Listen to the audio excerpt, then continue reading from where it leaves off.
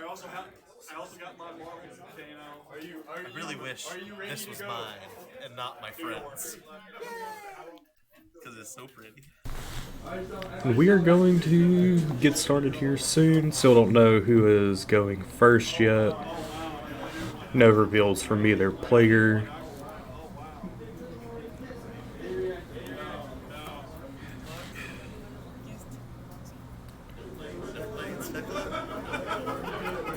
Alright, and it looks like Teklo is going to be going first. Of course, putting out all the proto base equipment and his machine gun. We're going to see a lot of Evos, a lot of upgrading equipment. And then trying to shoot Rhinar down with the machine gun. Little Gatling gun. Hopes for today. I know we have an Azalea in the room. We have 2 Kanos in the room. We have a Prism. I will have a full meta breakdown soon as we see Rhinar starting to reveal equipment. We have Mandible Claws, which is about average. You got your Scowling Flesh Bag, Tunic. And then, of course, you got your Scab Skin Leathers and the new, what is that, Apex Brawn Breaker from Heavy Hitters. Really average loadouts from both players as we see Teklo just pitching 2 and swinging a Command and Conquer turn 1. Really asking that Rhinar, do you have any no blocks in hand, and so how many? And do you want to block with this Blood Rush Bellow, which is going to be a no. We're going to get a full block out with the Sin Packing, and I don't know what the other card is as Teklo is thinking about, if he wants to Arsenal this card or not. 2 floating resources. No, wait, that's black. That was the red one. And we see him really thinking about this decision. I haven't seen what it is in hand yet, but I would imagine it has to be, I don't know Teklo that well. Oh, it's a Sink Below. Why are we thinking about arsenaling it that much? You've seen him pitch once in packing. Only thing you have left in hand from Rhinar is 1 card. Both players draw up, and now we are underway. Seems that players miss their Tunic counter. Oh no, I see it, I think. No, they missed their counter. And there it is. Putting the counter on for taking any other game actions and making sure that she can get that counter. And we see White Border Massacre, Blue Wrecker Romp, see Blood Rush Bellow that we know about, and I didn't see what the 4th card was. And if I'm the Rhinar in this situation, oh, that's a Reckless Swing as well. I'm definitely just maybe trying to send this Massacre back and Arsenal the Blood Rush Bellow. It seems like the best play. You really don't want to sit here and try to do it with no Arsenal, no resource floating, no AP. Or actually, she's got an agility token. It wouldn't be the worst play in the world here. Also just going, 6 go again with Massacre into a Claw Swing, Arsenal your Blood Rush. That's not a bad turn at all. That's 9 damage threatened versus the 6 that basically didn't do anything and told you that the Teklo is playing Cocos. And we're going to go for the Blood Rush Bellow. We're going to discard 1 at random and hope to hit that Massacre and get the double Intimidate, and we get it. Rhinar will now draw 2, Intimidate twice. Unless she forgets about it. And it looks like there may be a missed Intimidate trigger.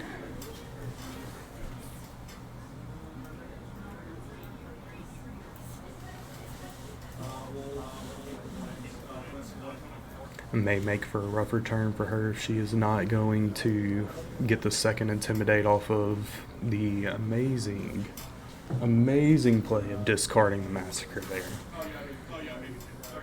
And we're going to come in for 6 go again, discard a random card, try to get another Intimidate trigger here. And we get it with the second Blue Wrecker Romp. would technically be the third.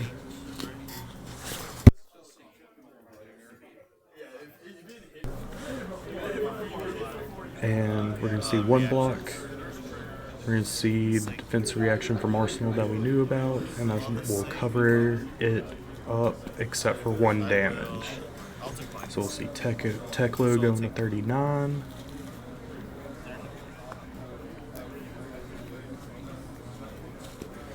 And we will see where this Rhinar player goes from here. One card left in hand, no resources floating. Gonna claw for 5. Looking at a nice little 13 damage turn off of a Blood Rush.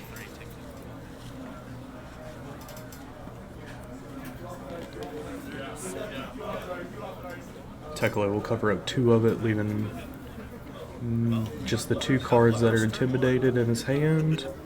He will pick those back up as the Rhinar ends their turn.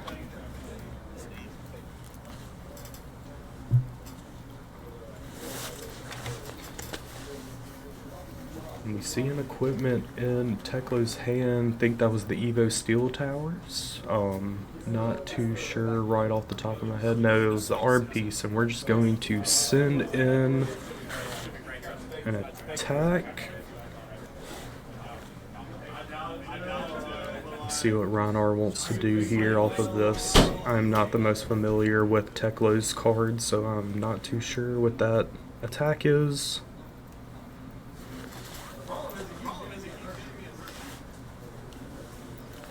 See the Rhinar really thinking about it. Maybe has some pretty decent cards in hand here. And they're gonna take it. No cards left for Teklo, no Arsenal. Got both players on no Arsenal at the moment. And we're going to see a red barraging beatdown. Get a little intimidate, and Teklo does not block with 2 non-equipment cards. Gonna have a rough time.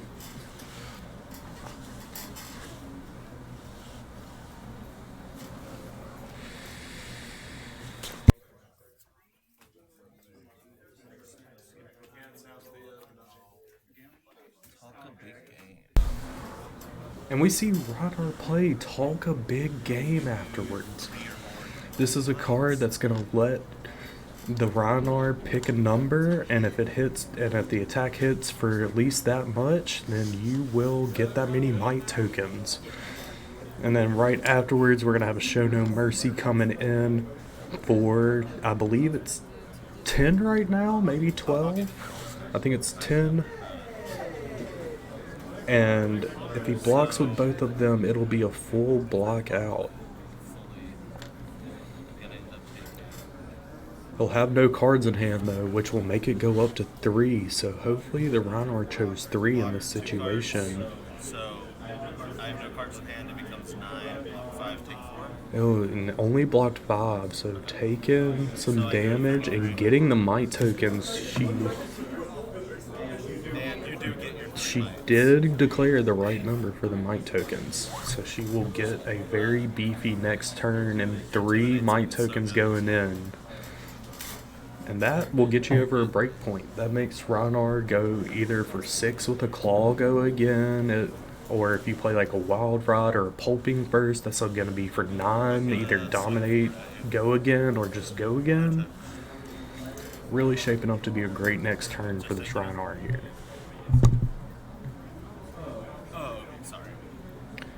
As we see another card coming from the Teklo, just trying to get in damage where he can.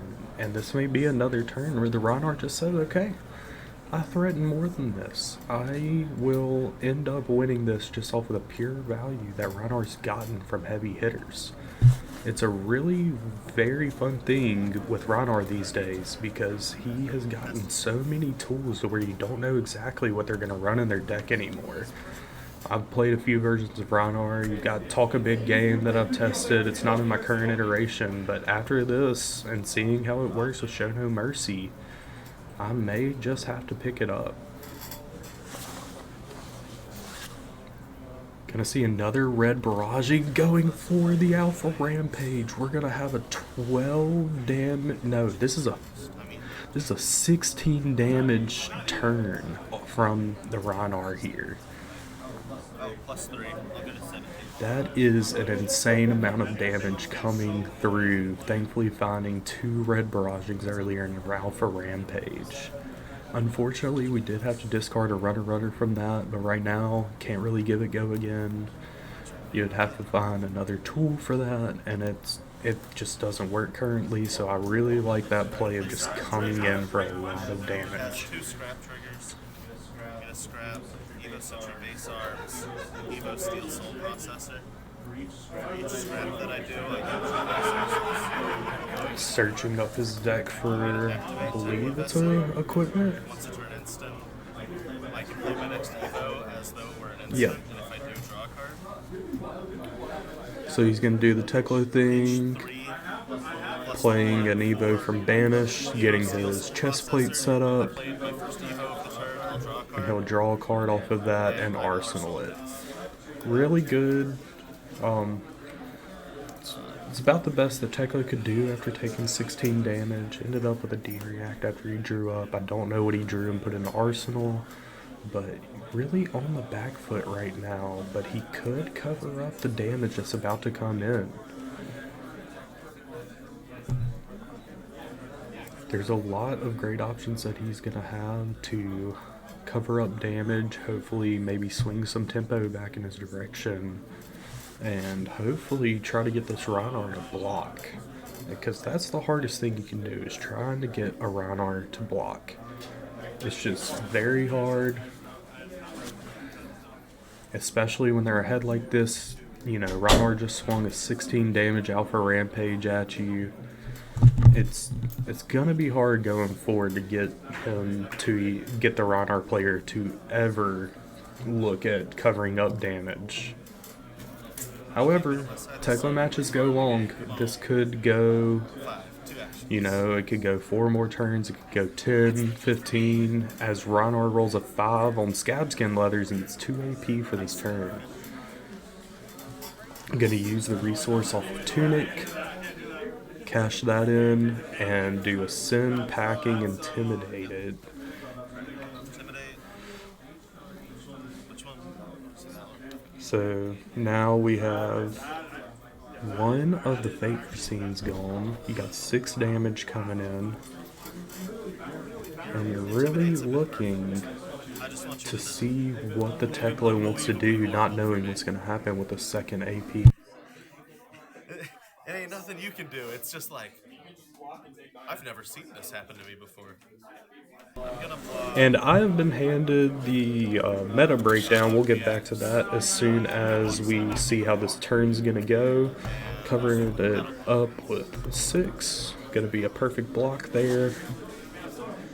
Pitching 3 more, and we're going to come in for a Sin Packing.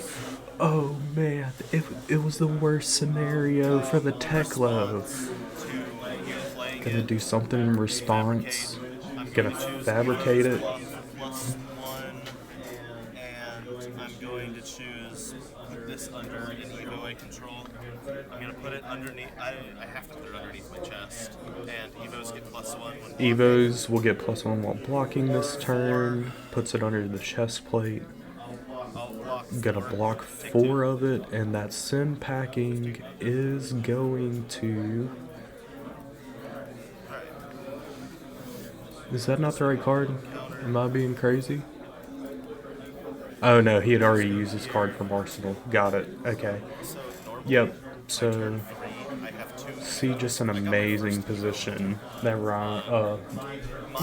Rhinar's in, and Teklo doing some great things to just fight back, keep as much life as possible. Going back, meta breakdown. Looks like we have three files in the room, 4 Kaios, 2 Boltons, 2 Azaleas, a Dash, a Max, 1 Vincent, 3 Victors, 4 Kasaz, a Teklovassen, which is on our table right now, an Azuri. We have 3 Kanos in the room. We're really seeing Kanos start to be prevalent in these kind of events right now.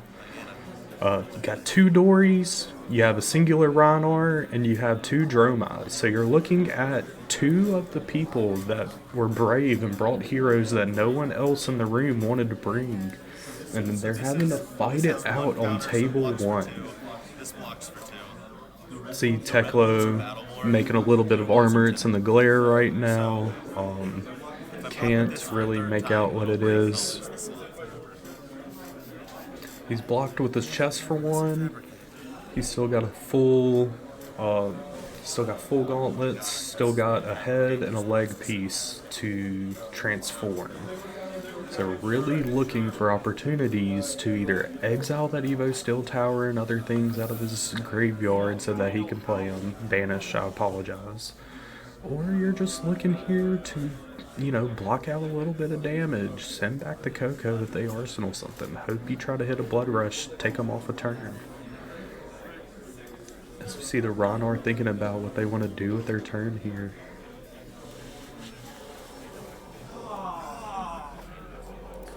Gonna discard a Agile Windup.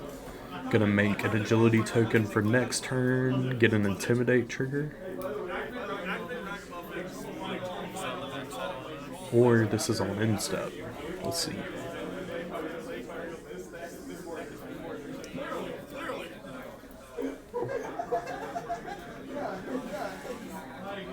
Going to... Yep, looks like she is going to remember that she discarded Agile Windup during her main phase, or action phase. So she will get an Intimidate trigger here. Gonna Intimidate a card. Tekla now got a 3-card hand to block with. Got rid of the Evo for the moment as we come in with an 8 damage swing big. And Tekla has a couple of options here. He can block it out, get a Quicken token for the next time he attacks.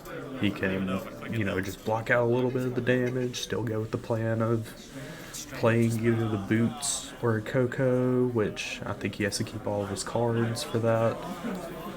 So we're going to see a block for 5, 6, take 2. And that Tekla is just slowly bleeding out life as we see.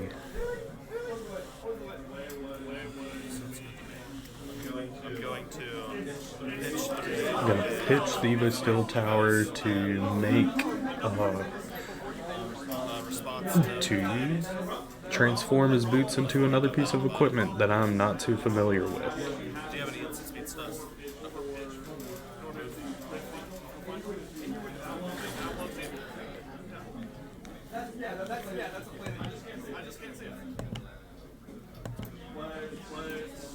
And now we see a blue barraging beatdown coming in. That one gives +2 when defended by 2 or less non-equipment cards. Gonna really just... Oh, and then the Bellow! We're about to see a turn. Gonna have 2 cards intimidated now. As we draw 2, have 2 resources floating, and go again no matter what we play next. This is a great situation for a mid-game Blood Rush Bellow. Just able to sit here and say my next attack's going to have +4 basically if you get another Intimidate trigger off. And, at least +2 since Brutes do not play much. And that is a 12 damage swing big coming in. Go again, by the way.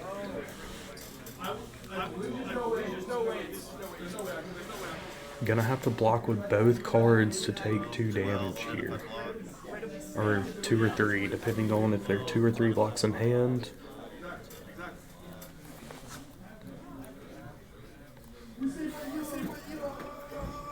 You see him really having to think about this, wondering what else could there be? Is there arsenal hate? Are we gonna have another sin packing situation? And I think we're going to get there with the full block on equipment as well. Blocking out 12. As you see, it has go again. And we will see another sin packing from Arsenal. Well, this is the second sim packing we've seen, coming in for 8 right now to saying banish it, and it should be banished face up, but that is okay for now. And this goes to the graveyard. Yep. So sim packing says that the card must be banished face up. You get at least the free info of that. Yep, knowing that you just hit a D-react, you just made a great decision there. And the Teklo's kind of hurting for not using that on the swing big. And it will stay in exile because sim packing hit. Now Teklo left with 2 cards in hand after another rough turn. I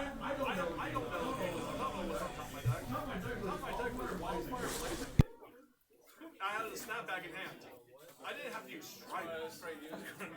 Dude, I played so good in the event last week. I swear, I don't think I made a fucking mistake. Really having to think about what they're going to do here, and it looks like they're going to pitch and just shoot. They're going to start shooting their machine gun.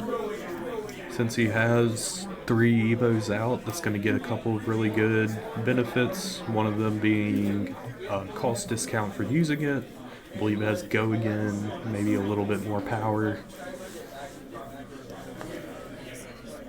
And the Rhinar are going to take a second, look at the graveyard, see how many D-reacts we're working with, what kind of D-reacts we're seeing, just anything to glean what could be coming, what they could be arsenaling.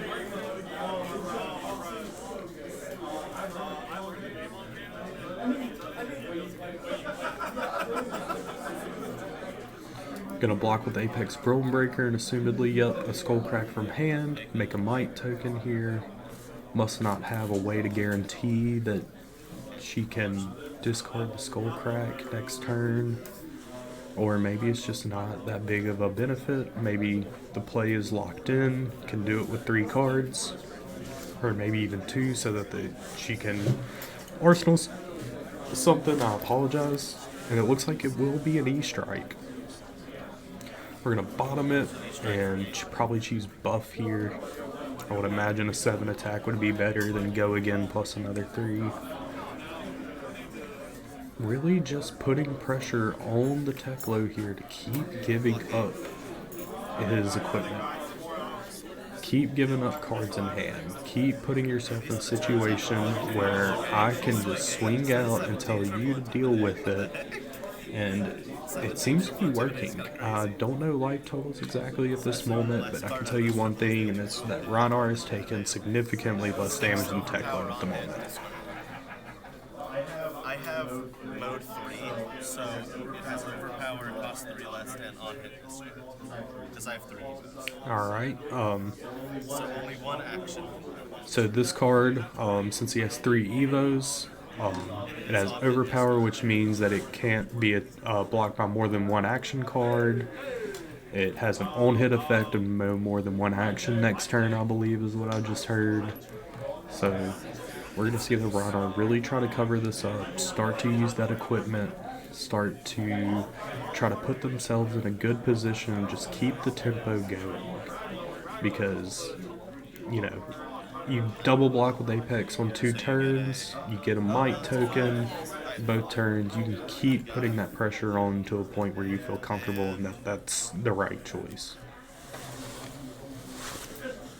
Feels kind of great here for the Rhinar to just use 2 pieces of equipment, 1 card from hand, and now you can barraging beat down and play with basically 2 cards in hand, 1 in arsenal. We could see a go again attack buffed up here into a claw swing. Just keep putting that pressure on. Oh, it's the second barraging. It's the red one. It's the last red of the deck. So now our next attack is going to get buffed by +6 with a show no mercy, and that'll be the game.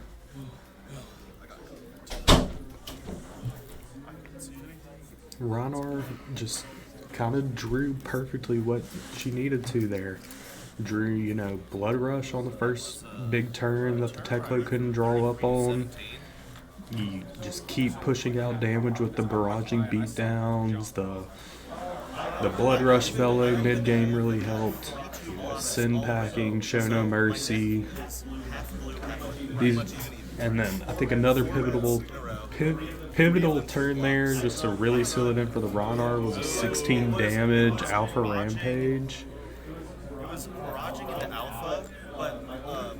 And it's just, see a great game there from the Rhinar and from the Teklo, just fighting as much as he could to survive. That's what I got dealt on like turn 4, and I just like, well, I took 17. So we will see the Rhinar move on 1-0, and we will see the Teklo moving to the losers bracket. But maybe not the last we see of this Teklo. Teklo's have been known to slip their way into top 8. He could go 4-1, really make his argument for making it to top 8. It's not over for him. Just a rough first match, you know. You run into the only Rhinar in the room as the only Teklo, and you end up having yourself a bad time just off of the amount of damage that brutes can put out. You know, Rhinar got access to a little bit more on hit recently, but overall he is just really trying to hit those 12 to 18 damage turns and just blow you out of the water before he really has to start blocking. Really exciting.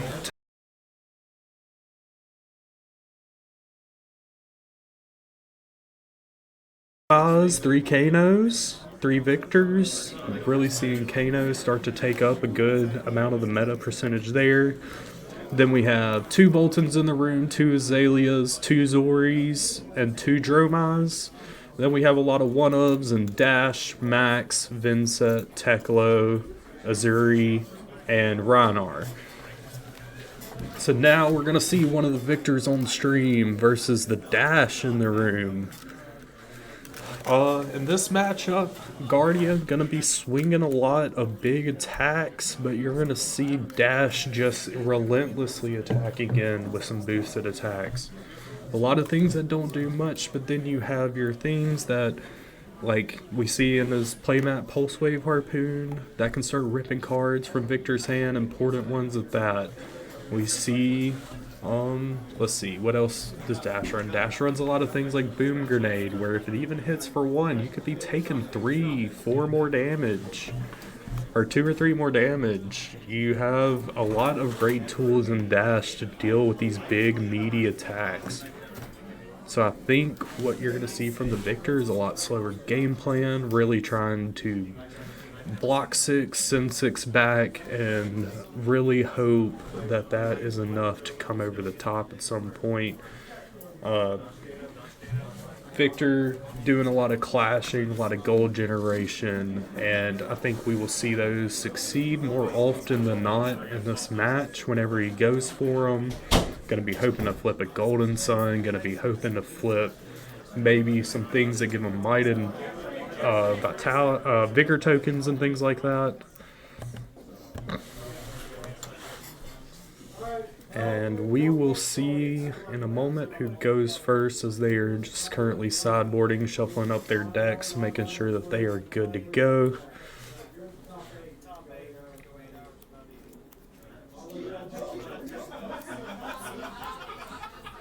I think some other fun things. I want to see a Kano on stream. I want to see this.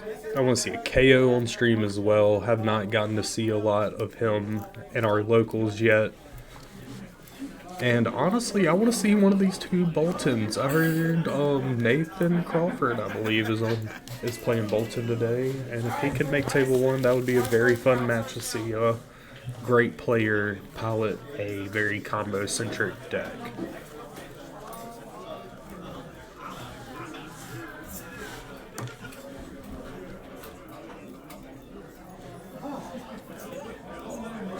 I think equipment-wise, you're not going to see much difference from what these heroes normally run. But sideboard-wise, hopefully, we'll see what kind of game plan Victor goes with here. There's either the fatigue game plan because a Dash will gas themselves out. You have just the aggro game plan of swing big thing and hope it's enough, but I don't think that would get there So I think from this Victor, we may see a little bit slower playstyle, just clashing on defense, trying to get those micro advantages, and just trying to keep strong plays in hand. Whereas from Dash, I think you're going to be trying to set up some amount of items early on and just really be able to come in for those big turns where you're 0 to 60, you're doing all these boost attacks and just finish it off with a pulse wave harpoon and make your opponent have to give up cards from their hand.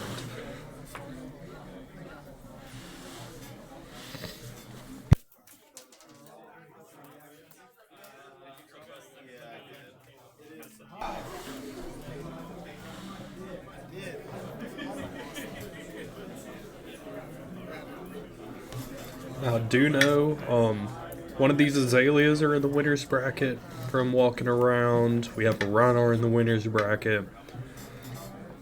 I think that is all I know for sure. I think we will see a pretty fun game here. We'll see if it goes quick, goes long. My guess is that this Victor is going to probably block more than attack.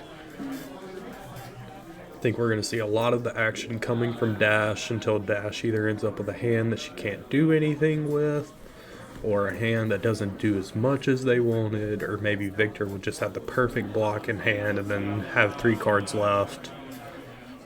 I think a really important aspect here is going to be is how does a Victor use his equipment? What hammer is he going to present?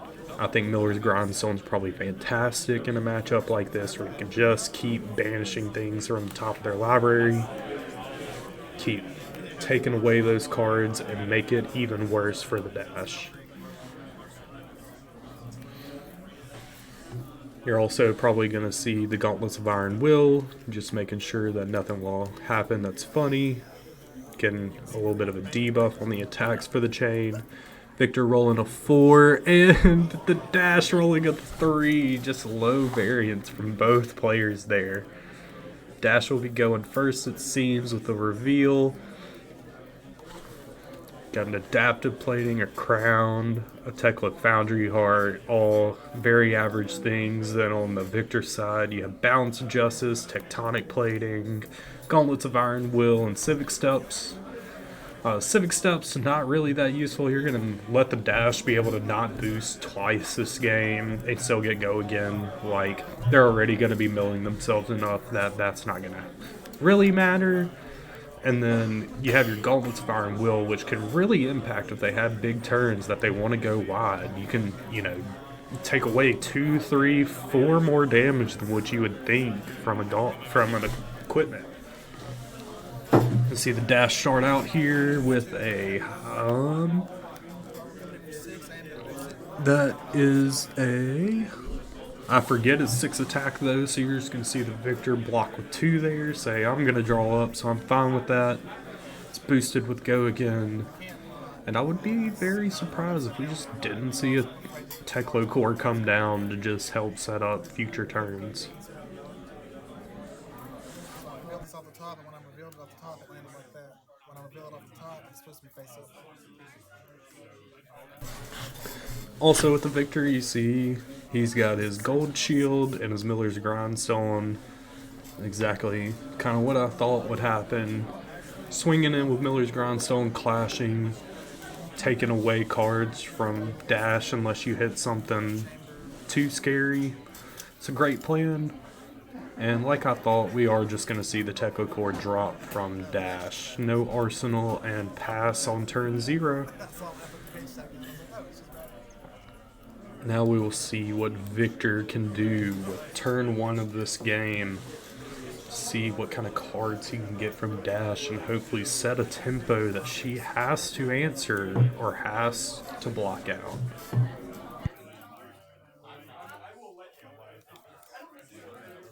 Looking like a lot of good attacks in hand for Dash as we make a Seismic Surge. And we're just going to send the Grindstone in. We're going to say, alright, time to clash. Time to start seeing what you have in deck. It's time to start seeing what's on top of my library and hopefully win these things with some Golden Sun triggers if it hits. And it's not going to hit. Going to get 2 cards blocked from Dash. And that'll be the end of the turn with an arsenal from the victor as we go into a 0 to 60. Nice little 4 damage boost. I believe it's a red stripe. Gonna banish another 0 to 60. Get 1 card from victor. And we're gonna clash, reveal a Terra Sunder. Not exciting. Hopefully Dash doesn't win this clash instead.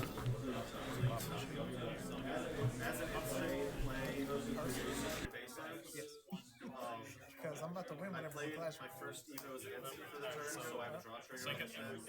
Both? I may have not understood what just happened there. He may have blocked with something I'm not too sure of. I get a Woody?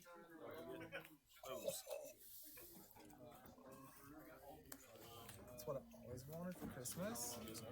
It goes back on top, correct?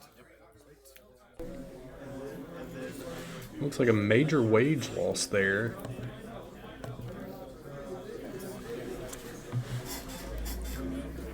That may be very terrifying for the victor here, as Dash will just have 3 resources this turn. Or next turn. And we're going to see Victor pitch 3. Hopefully just make another Seismic Surge here. And then we're going to go into a Zealous Belting. Go again. It's going to have 5. And this is a great aggro turn for Guardian. You know, you want to be seeing those Rouse the Ancients. You want to be seeing those Zealous Beltings. You want to be able to extend your attack into more than 1 a turn so that they have to think about what is he going to swing next, if anything at all. And we're going to see a very early equipment block. Blocking for 2 there. Just taking 3 damage into a Miller's Grindstone and maybe arsenaling the next card in his hand. So if this hits, both players will clash, and if Victor wins, Dash will have to get rid of the top card of their library, and if Dash wins the clash, then the Miller's Grindstone will lose 1 attack for the rest of the game. And that'll get a full blockout again from the Dash, not wanting that to hit. Just really trying to not lose more cards than she has to. Gonna see Teklo leave the game leave the battlefield this turn as it gets 2 more resources for us on Dash. And you've got 1 more from the Vigor as well, so you've got 3. And you got a Might token, and then you've just got a free cycle of your hand, maybe leaving 1 resource open if it's a blue that you don't truly need all the resources for.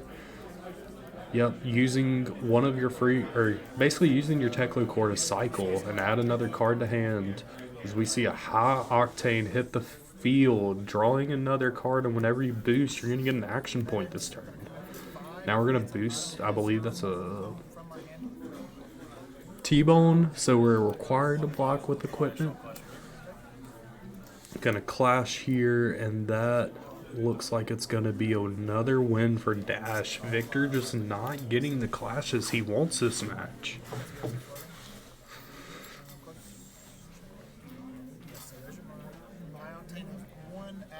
Still got 2 resources floating from the Dash to do more stuff, or that is all he can do with this turn, it seems.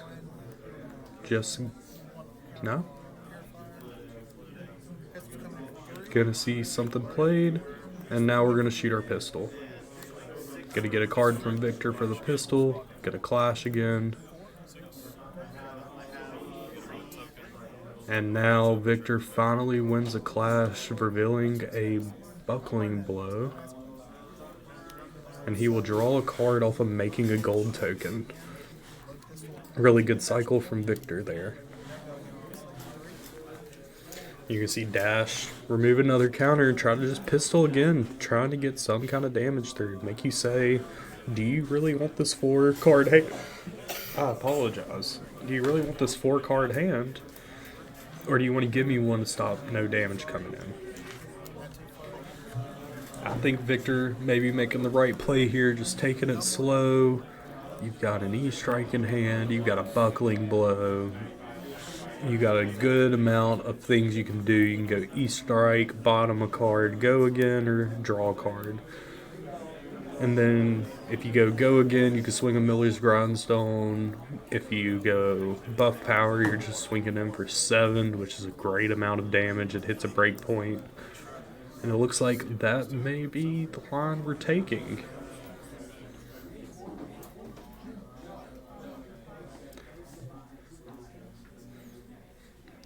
I did not hear, but yep, there we go. That is 7 power. Gonna have nothing else to do except Arsenal after this, but you're gonna see the dash again use aggressive equipment blocking. Blocking from 1 for Teklo Foundry Heart and another 2 from Crown. Gonna see if he wants to sink a card here, and he doesn't. He's just gonna end up taking, believe that's 4 damage.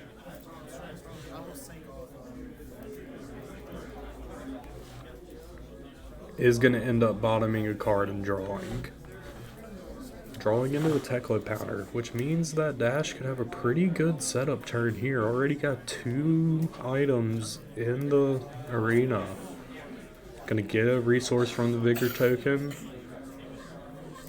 And we are going to start out with some chunky attacks here to get some cards out of the Victor's hand. I'm not too familiar with the one that's just played, but it is going to get an Aura Magus block from the Victor. Going to take a little bit of damage off of that. The Dash going to look at the top of her library, see another good 0 to 60. I believe that's the last red in the deck.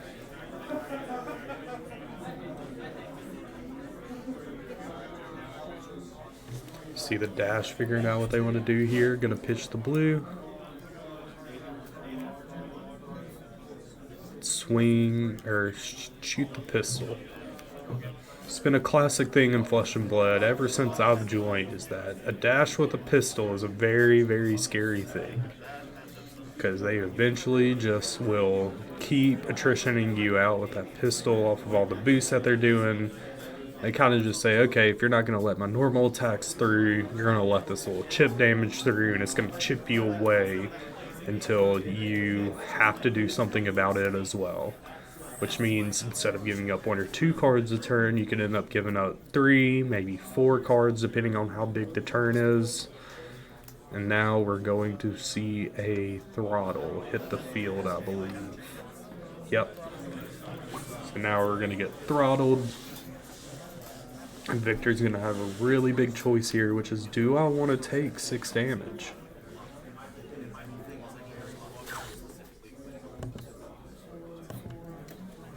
And it looks like it's yes. He's just gonna say, I want my full grip. Another pistol shot coming in, saying, are you sure about that? And then we're gonna block with Gauntlets of Iron Will. Not what I would have blocked with in that moment, I believe. I maybe would have looked at my tectonic plating, you know. It doesn't have an effect that goes along with it, but we're going to play Arouse the Ancients, showing off 13.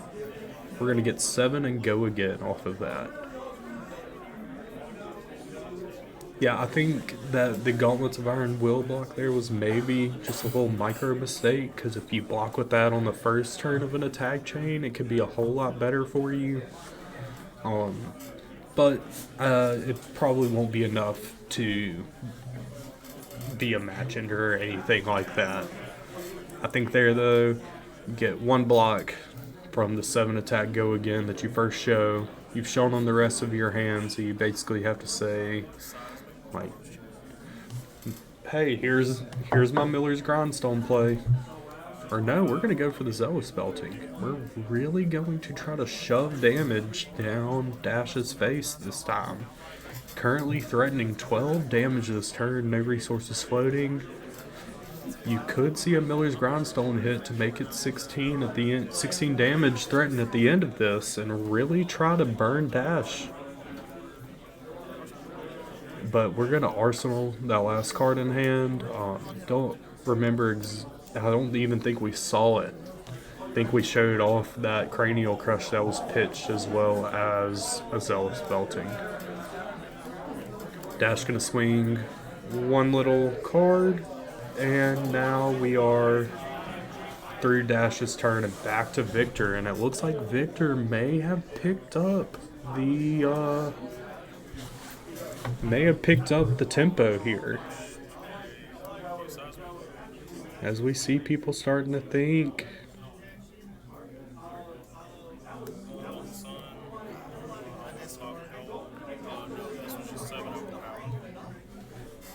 Now we're going to see a Golden Sun play coming in for 7 damage.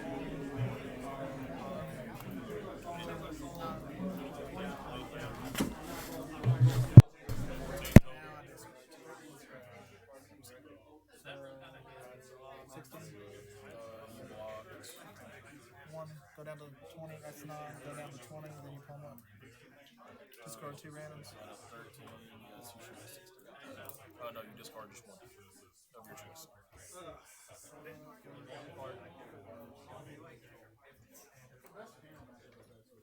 Apologies about that. Had a judge come in and inform me of how we're gonna do top 8 and stuff. So now we see kind of miss what just happened on Victor's side. Still got 3 cards in hand from Dash though, which is very good. Gonna start off with the 0 to 60 we saw earlier.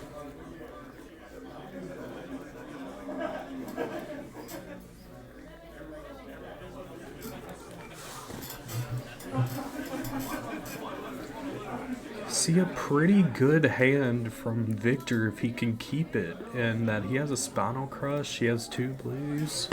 You could really see something great come up next turn if we can just get there. And we have a Pulse Wave Harpoon gonna boost, gonna have 2 boosts, so Victor at this moment will have to reveal 2 cards from his hand, and if one of those cards has 2 block or less, Dash will have the option of adding it to the combat chain as a blocker.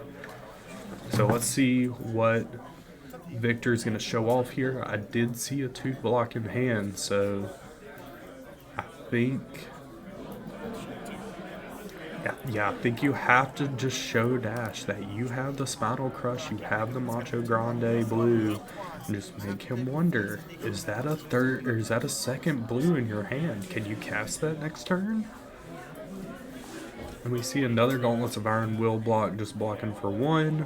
Gonna end up taking 4 from that.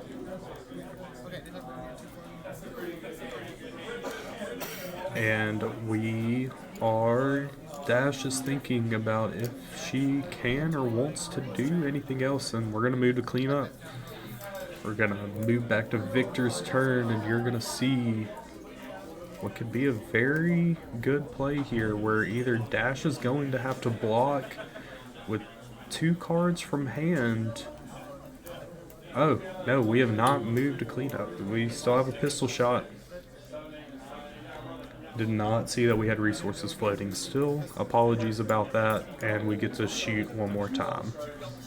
Gonna be an extra 4 damage coming through, so I believe that was a 12 damage threatened turn for our boy, or our girl Dash there. Just really pushing the damage. As I expected we would be earlier, now we see that Spinal Crush on the field, 9 damage, basically telling the Dash you have to block with at least 2 cards. Either you give me 2 cards or you lose your whole turn. And I think we're going to see the Dash covering it up, blocking 6.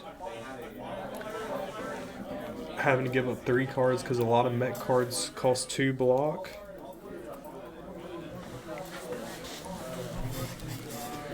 Gonna see Dash again, just pitching a yellow, pitching a blue. Yeah, pitching a blue, loading up that pistol, and going to town on shooting.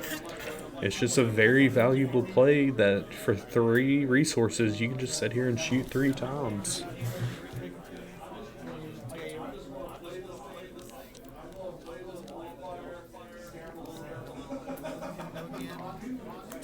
And shoot again, moving it down the combat chain to signify that. And on our board right now, I don't know what that bottom item is, but I know that the top item will be able to recover a red attack action, I believe, from Dash's Banish or Graveyard. It's one of the two. I cannot remember right now. Unfortunately, we've had 2 Mechanologist games in a row on stream, and it is my least known class. I know about what everyone else is playing. See Zealous Belting here, followed by Red Debilitate. It has Crush, which means that if 4 more attacks dealt to Dash here, her first attack will get -2 attack. Means that pistol will shoot for 0. That's 0 to 60 will be 3. So it's really something that you're gonna have to give up some cards to, and it looks like we found a 3 block to be able to cover it with 2 cards and only leak a little bit of damage.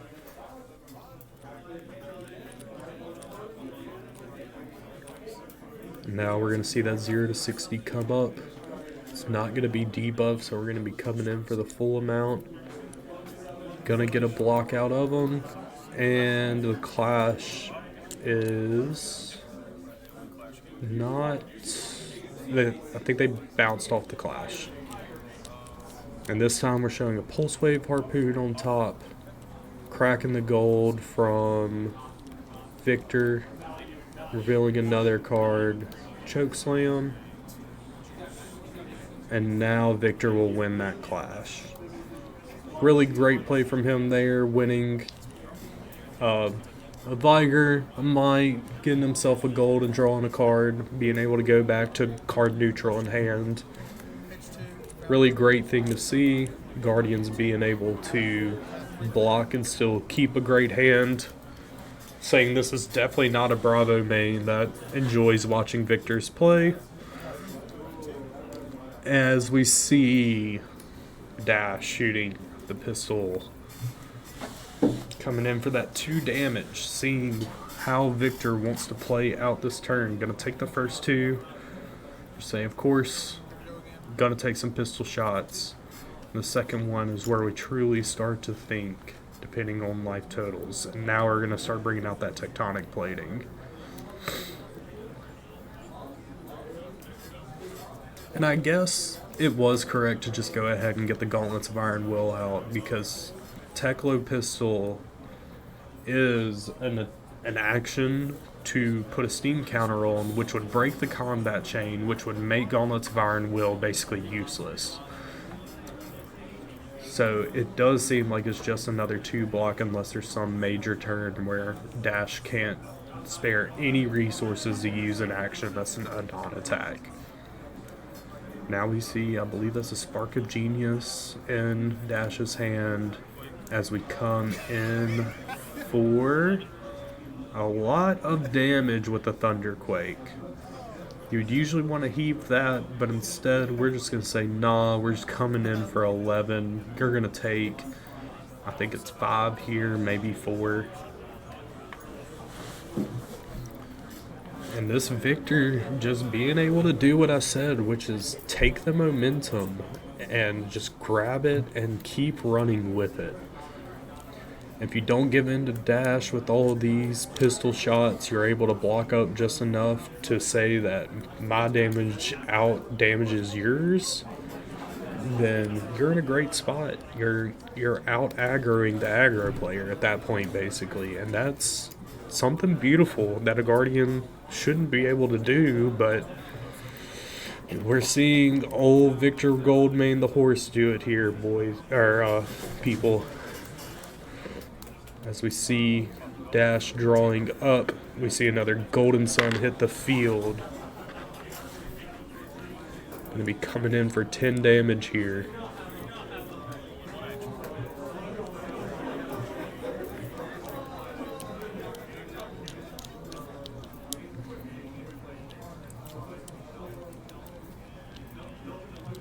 Dash really having to think about this, and that will just be game.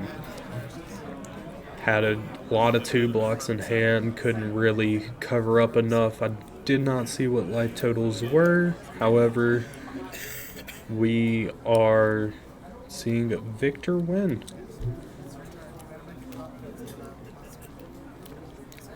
Felt like that was getting very close towards the end. You see a lot of pistol shots and you start to get worried that maybe not blocking them out was the incorrect thing, but it seems that it worked for Victor this time.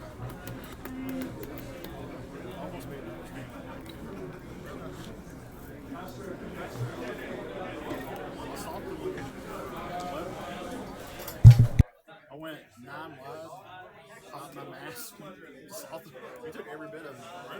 Popped my mask, got soft one for 11, got him down to 4.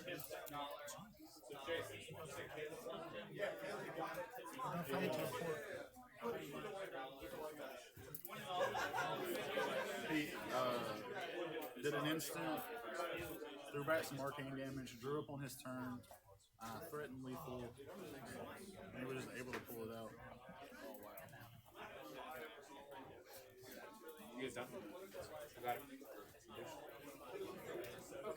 So I was like, I want you to pull it, dog.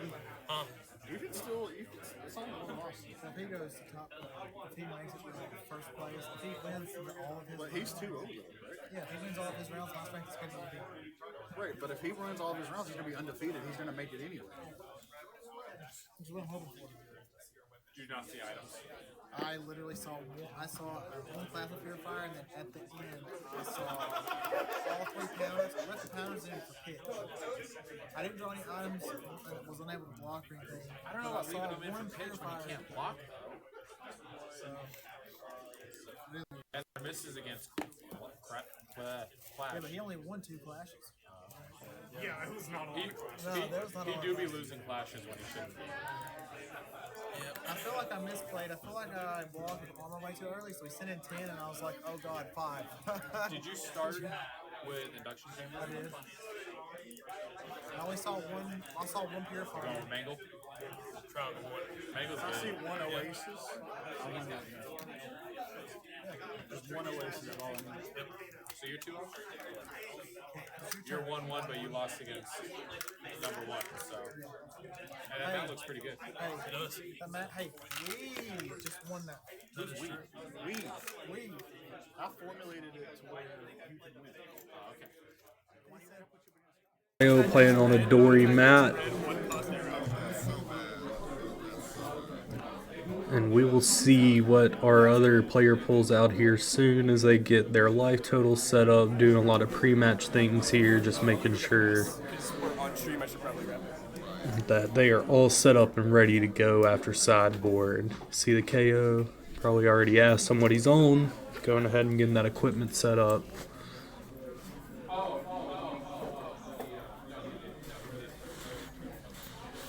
And seen some really great games here. I know I saw on the Rhinar that was a table 1 finally is 1-1 after last round, lost to the Victor that's a table 2 right now.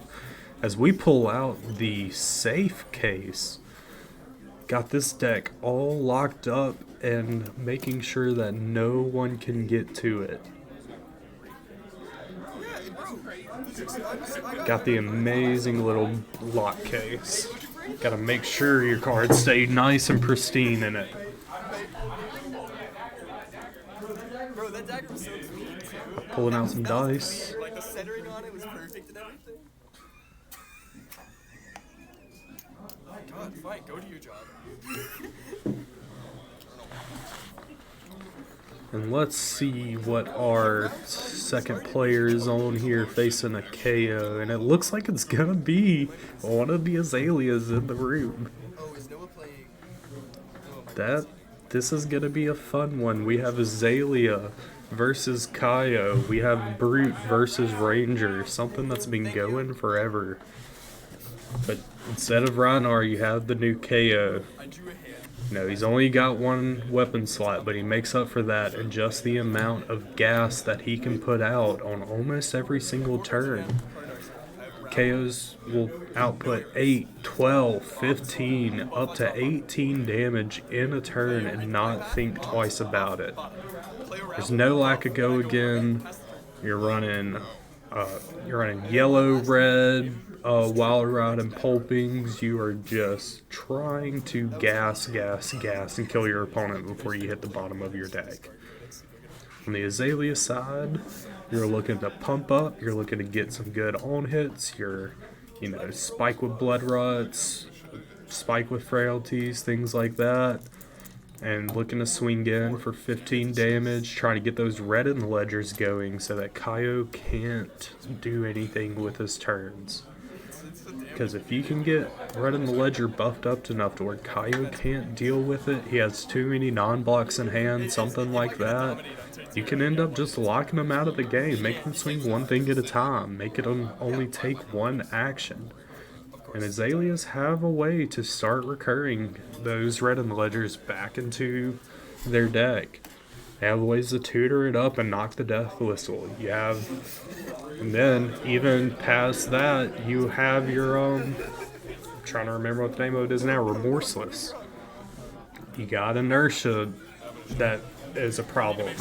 You've got all these things that you have to watch with KO because you're playing an on-hit hero.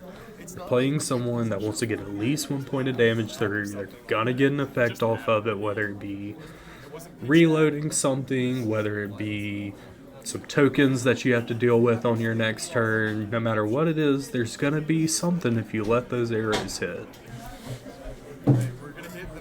Other threats Azalea has is if Kaio does block something out and Azalea has a card in arsenal or a card in hand, you can flash a Rain Razors and you can get over with it. So Kaio may just block out safely, and it may not be a safe block sometimes.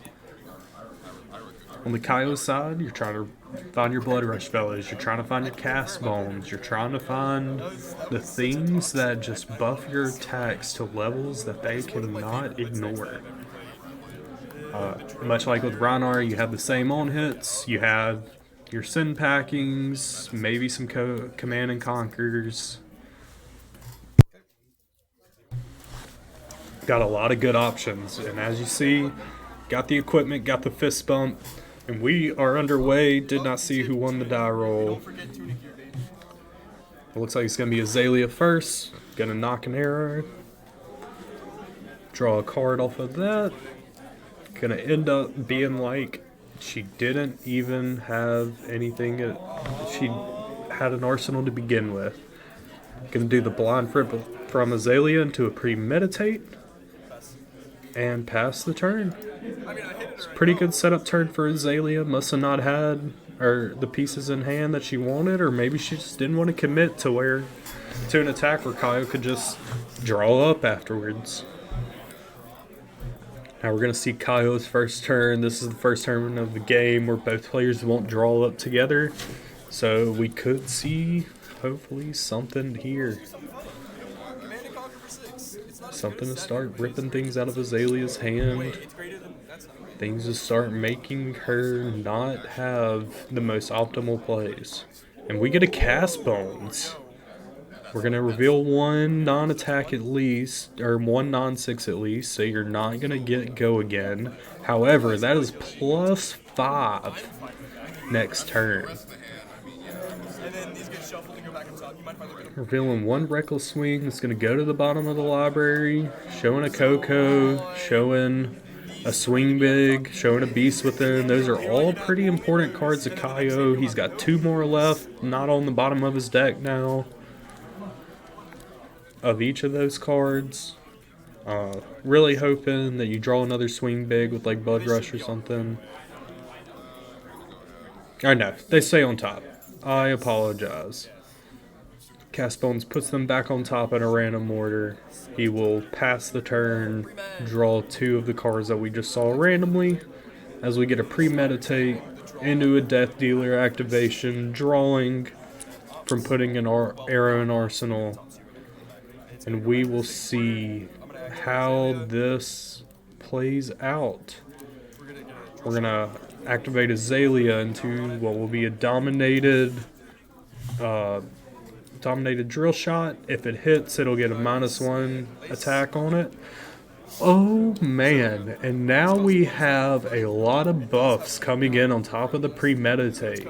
You got premeditate, you got a lace with inertia, you got lace with blood rot, and then I forget what the final one is, but it has to do with buffing and putting an aim counter. So if you're Kaio, you just have this insane amount of damage coming in. 3, 6, 9, 12. I believe that's upwards of 15 or 16 damage with on-hit effects. And you have to decide, like, is this going to hit anyways? Like, it kind of seems like yes, so it's just how much damage do you want to cover up while also having 5 might tokens? Because you're going to be able to send back a pretty sizable attack, but will it be this big? That is a 16 damage turn. And it has piercing 1 because of the aim count. So it's dominate, piercing 1. So 17 actually. If you try and block And it's dominated, so he can only cover with 1 too. So he's going to just say no blocks? No, I think he's really just trying to figure out what one card he wants to pitch to cover up some of this damage. Unless it was a D-react in Arsenal for some reason. Yep. So he tries to block with 2 there, remembering it has dominate. Kind of maybe realizing the situation he's in. It is dominant. Yeah, you're fine. It's just a little confusion. Got to make sure you add that onto the absolute pile of cards before this attack.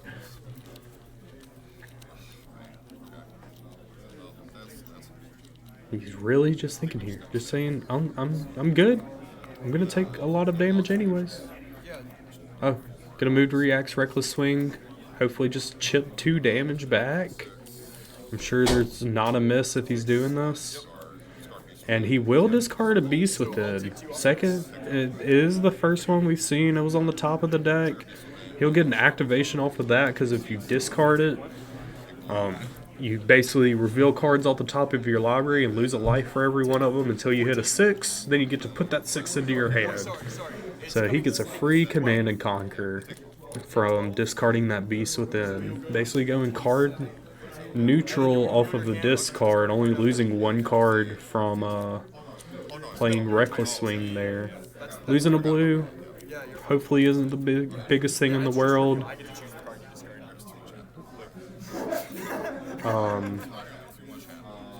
I guess it did have an aim counter on it. So deck 1 counter, go on breaker. Yeah. I'll make a ponder. You'll get I do not know when we put the aim counter on the drill shot, but it seems that we did. Oh yeah, we popped the quiver. We used the quiver to put an aim counter on it, got everything we wanted, took a blue out of his hand. So now we're just going to Command and Conquer, pitching a Beast Within. This is the second one we've seen this match. Looking at an 11 damage, no D-reacts allowed. I'm going to take your Arsenal if you don't block it out. Just a really great spot to at least clap back with. You know, you just took, it was 16 damage, you just took 13. You swung back 11, and the Azalea said, okay, that's fine. I'll just get rid of this card in my arsenal, which was an important one it read in the ledger, but we are going to keep chugging on here. Each player is only having 1 major turn, and things are already looking spicy. Swinging for 16, swinging for 11, pitching a Rain Razors for later in the game. Putting a fatigue shot into Arsenal, drawing a card off of Death Dealer. Gonna start buffing. Gonna have some pretty good effects there. I apologize for that noise. So now he's got a fatigue shot, which if it hits is gonna half the base power of the first thing Kaio plays.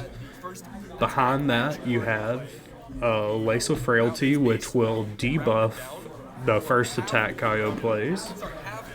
And then you have I forget what that middle buff card is, but I know it is, I believe it's a Search and Destroy. Which when Search and Destroy hits, at the end of Kaio's next turn, he's going to have to destroy his arsenal and put all of his cards on the bottom of his library. So you're just going to see a full cover up here. And I think what KO is thinking is these buffs have to run out at some point. You have to brick at some point. And I'm just going to wait it out. These aren't good cards of mine. You know, in Kaio's opinion, those may not have been the best cards for him at the moment. So, you know, cover it up, get a new grip. Unfortunately, don't end up with an arsenal, but it may not matter anyways with Azalea. Gonna have a Ravenous Rabble showing off the red lace on top of the deck. Block for 3, take 1. I get to think, because you didn't block the headpiece. And from here, I mean, you're looking at a Sleep Dart and Arsenal. You've got a buff card on top of your library, so you can't just Azalea flip because you know what it is. It's not an arrow. So why would you even do it since you're not going to get to dominate?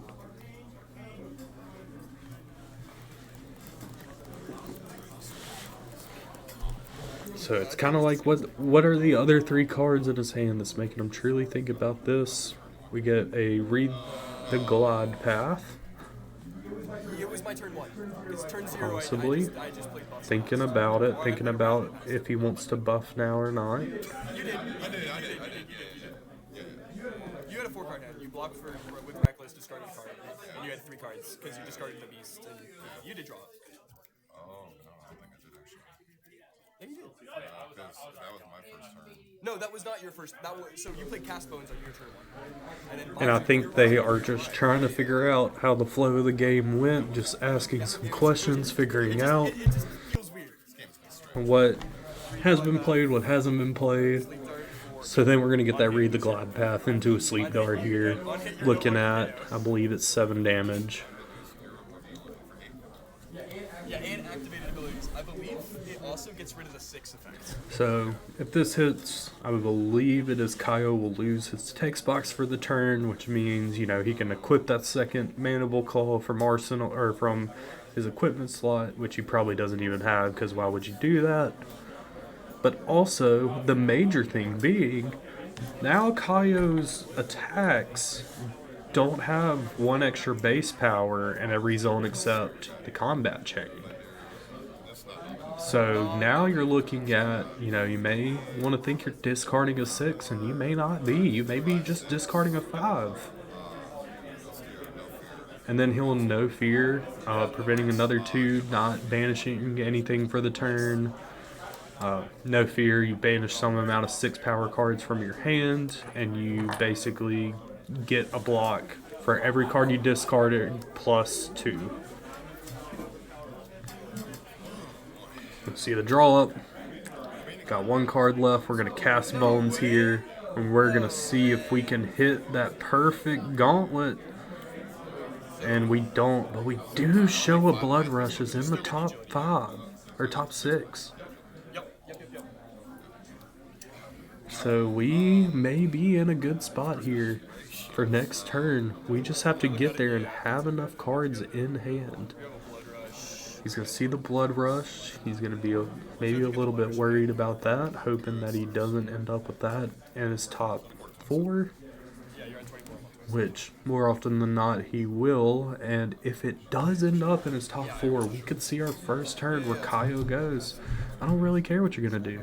Unless it's a red in the ledger, I probably have a better turn than you next time. Which, I mean, we do see something in Azalea's hand which could ruin all of this. It just depends on how we're going to play it out here. Now it looks like we are going to load it. Oh, and then we drew another one. That is tough. This Kaio is really looking at what could be a lockdown turn, like a couple of turns of being locked down. Like next turn, you're either going to use your 6 might tokens, and if you do that, let's see. So you may be trying to protect the Bellow in hand. So as the Kaio, it really just becomes like, what can I do with one action? Like, if he has a swing big in hand, he could still make something out of next turn. If he has, if he has anything that basically doesn't make him discard, he could still cover this up with some amount of damage and still send back for this buff that he's gotten. Or he can focus on just arsenaling that Blood Rush Bellow to try to get a better turn in days to come. Which we're not even sure if he has it in hand. It could still be just hiding on top of the deck.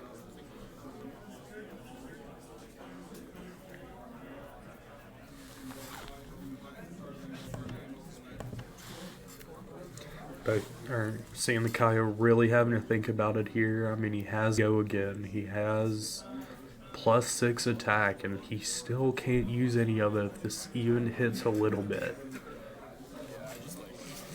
Just throw hand down when I say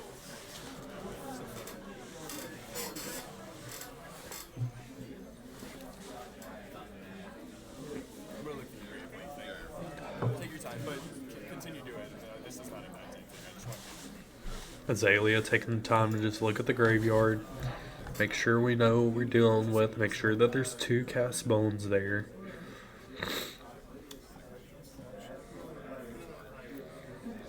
just take 14.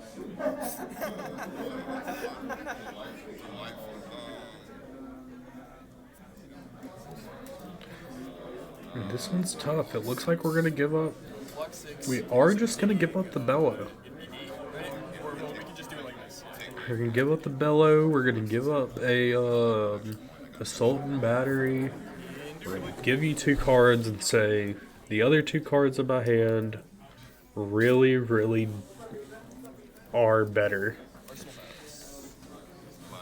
Get that +6 and go again, which you can only activate one action right now.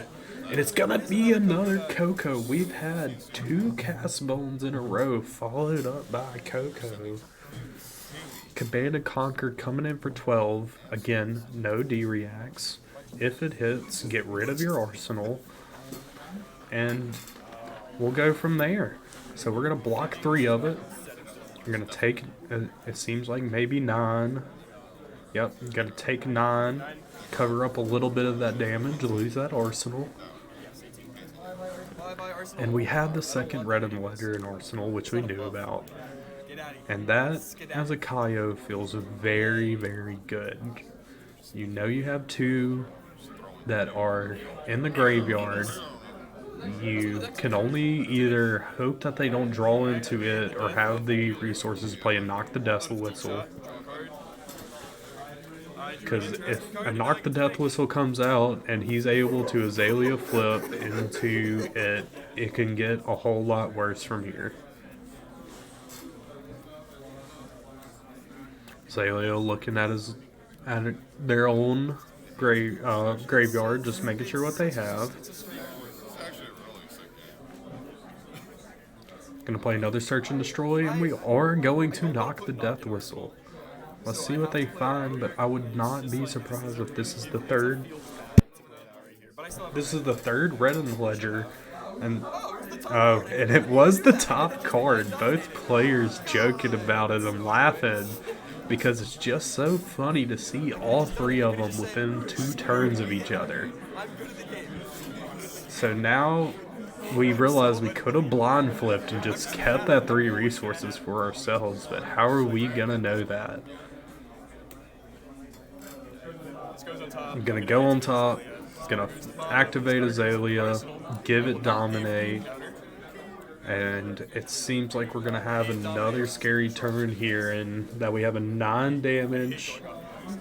We have a 9 damage Red in the Ledger.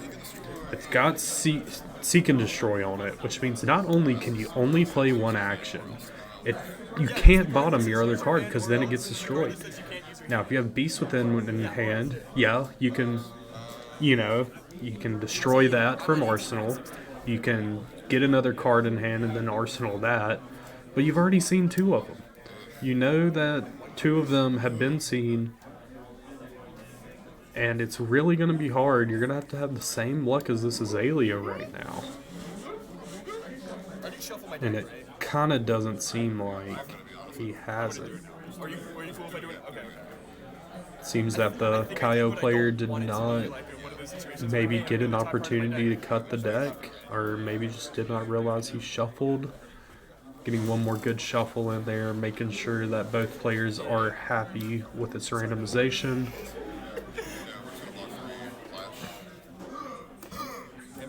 And then we're going to reveal the top card.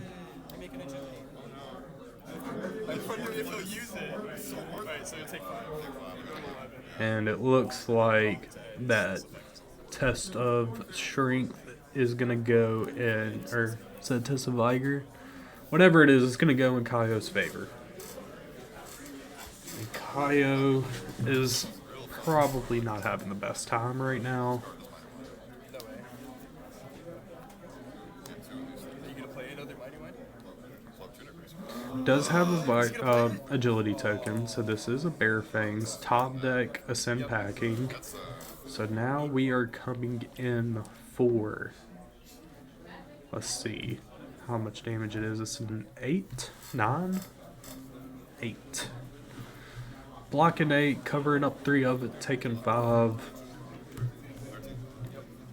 And it looks like Azalea is at 13, and I do not know what the Kaio is at currently. Now, if you're Kaio in this situation, you're thinking to yourself, alright, I've seen all 3 red in the ledgers. There's another knock the death whistle pitched.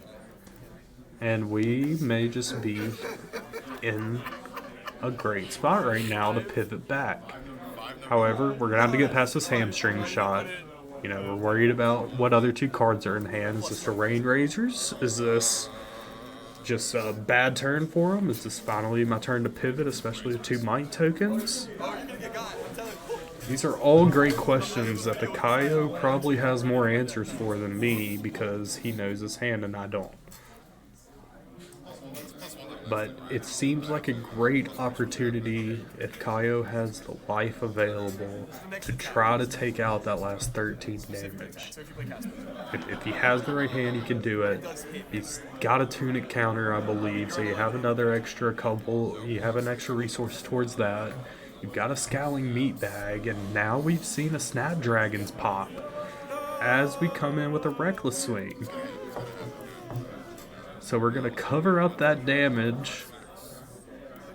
Going to make it so that there's only one more attack that could do anything. We're going to ping Azalea for 2 of it, go down to 11. You're left with 2 cards left in hand for the Snapdragon play. And now you've got a Codex. So now we're in an awkward situation as Kaio. You know, Azalea's just going to be able to bring back red in the ledger. We're going to be able to fling it back if we want to with our extra resource floating. Or we can... That's probably the play, 100%. We're going to see a red in the ledger come back from Kaio. There's a lot of great targets. I believe I just saw Swing Big, which is always great, especially when your opponent's only at 11. You can bring back Ascend packing that got destroyed earlier to kind of get rid of that arsenal. Make them put it back to hand, which isn't the best thing against an Azalea, because then they can just put it back with Death Dealer, but it does take away a Death Dealer activation for them.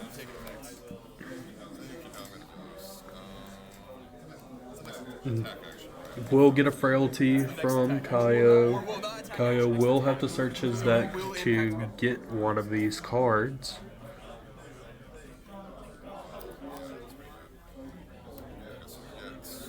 Yeah.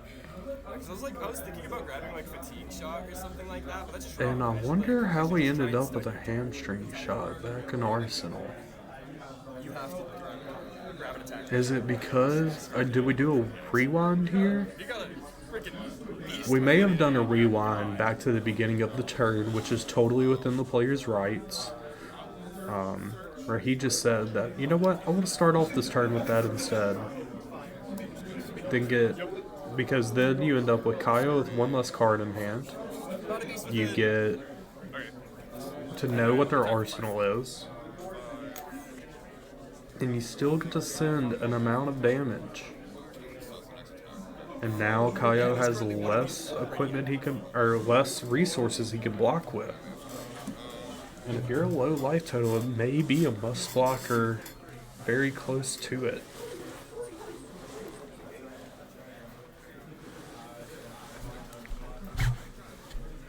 Really having to think here. I think I see at least 10 HP. Gonna block for 3 of it, take 1. Yep, he is down to 9 now. Both players at really low life totals here.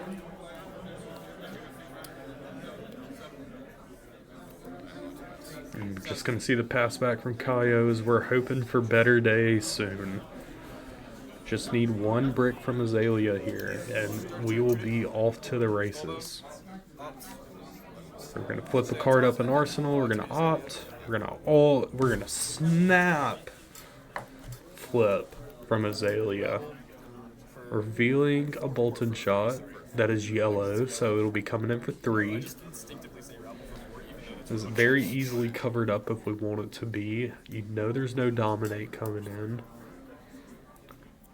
And we're gonna get a 3 block. And it looks like we're gonna crack bullseye racers. Yep, gonna load a Bolton shot. Let's see if we're gonna let this Bolton shot hit. If it does, we could be in for more of a turn here. And even if it doesn't, I think he can still load with Death Dealers and cycle his hand again. Rhinar just... This is a point at which if I was... Not Rhinar, Kaio. If I was Kaio, I would really be looking at blocking with my Scowling Fleshback right now. It seems like the perfect opportunity. It already has go again, so you want to limit the amount of resources that they have in hand and put it basically on them to keep their turn going. Make them hope that their top deck is good enough. And there it is. Gonna block for 3 of it. Gonna block for 6 of it.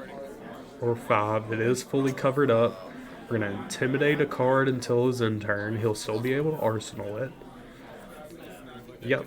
And now we're gonna see Death Dealer loading an Endless Arrow. Got 2 resources floating into an Endless Arrow.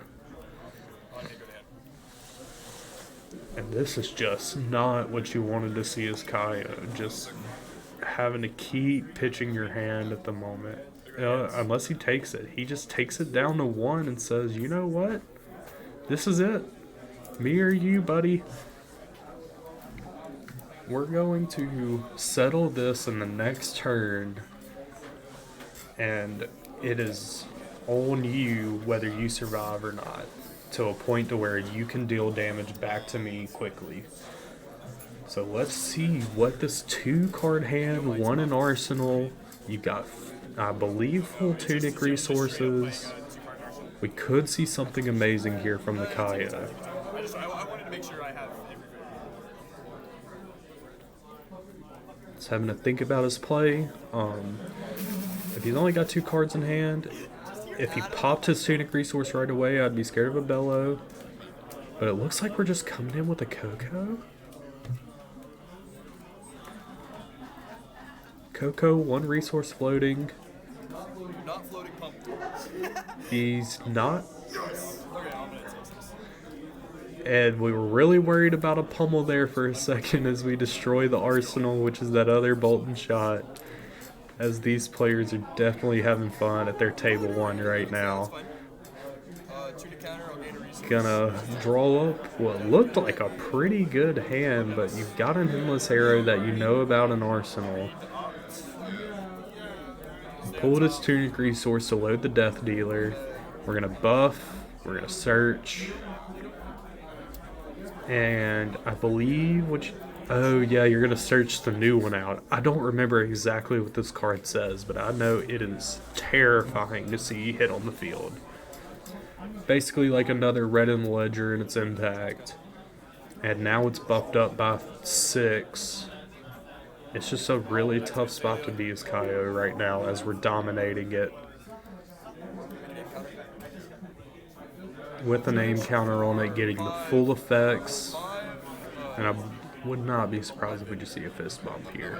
11 dominate on hit. You discard all but one card in hand. Yeah, you discard all but one card in your hand. If it has a name counter, which he's done at this point, you have 1 you can block with your tunic. You have hopefully another 4 in arsenal if you discarded your other reckless swing. And I just don't see how the math works out. It's just not there.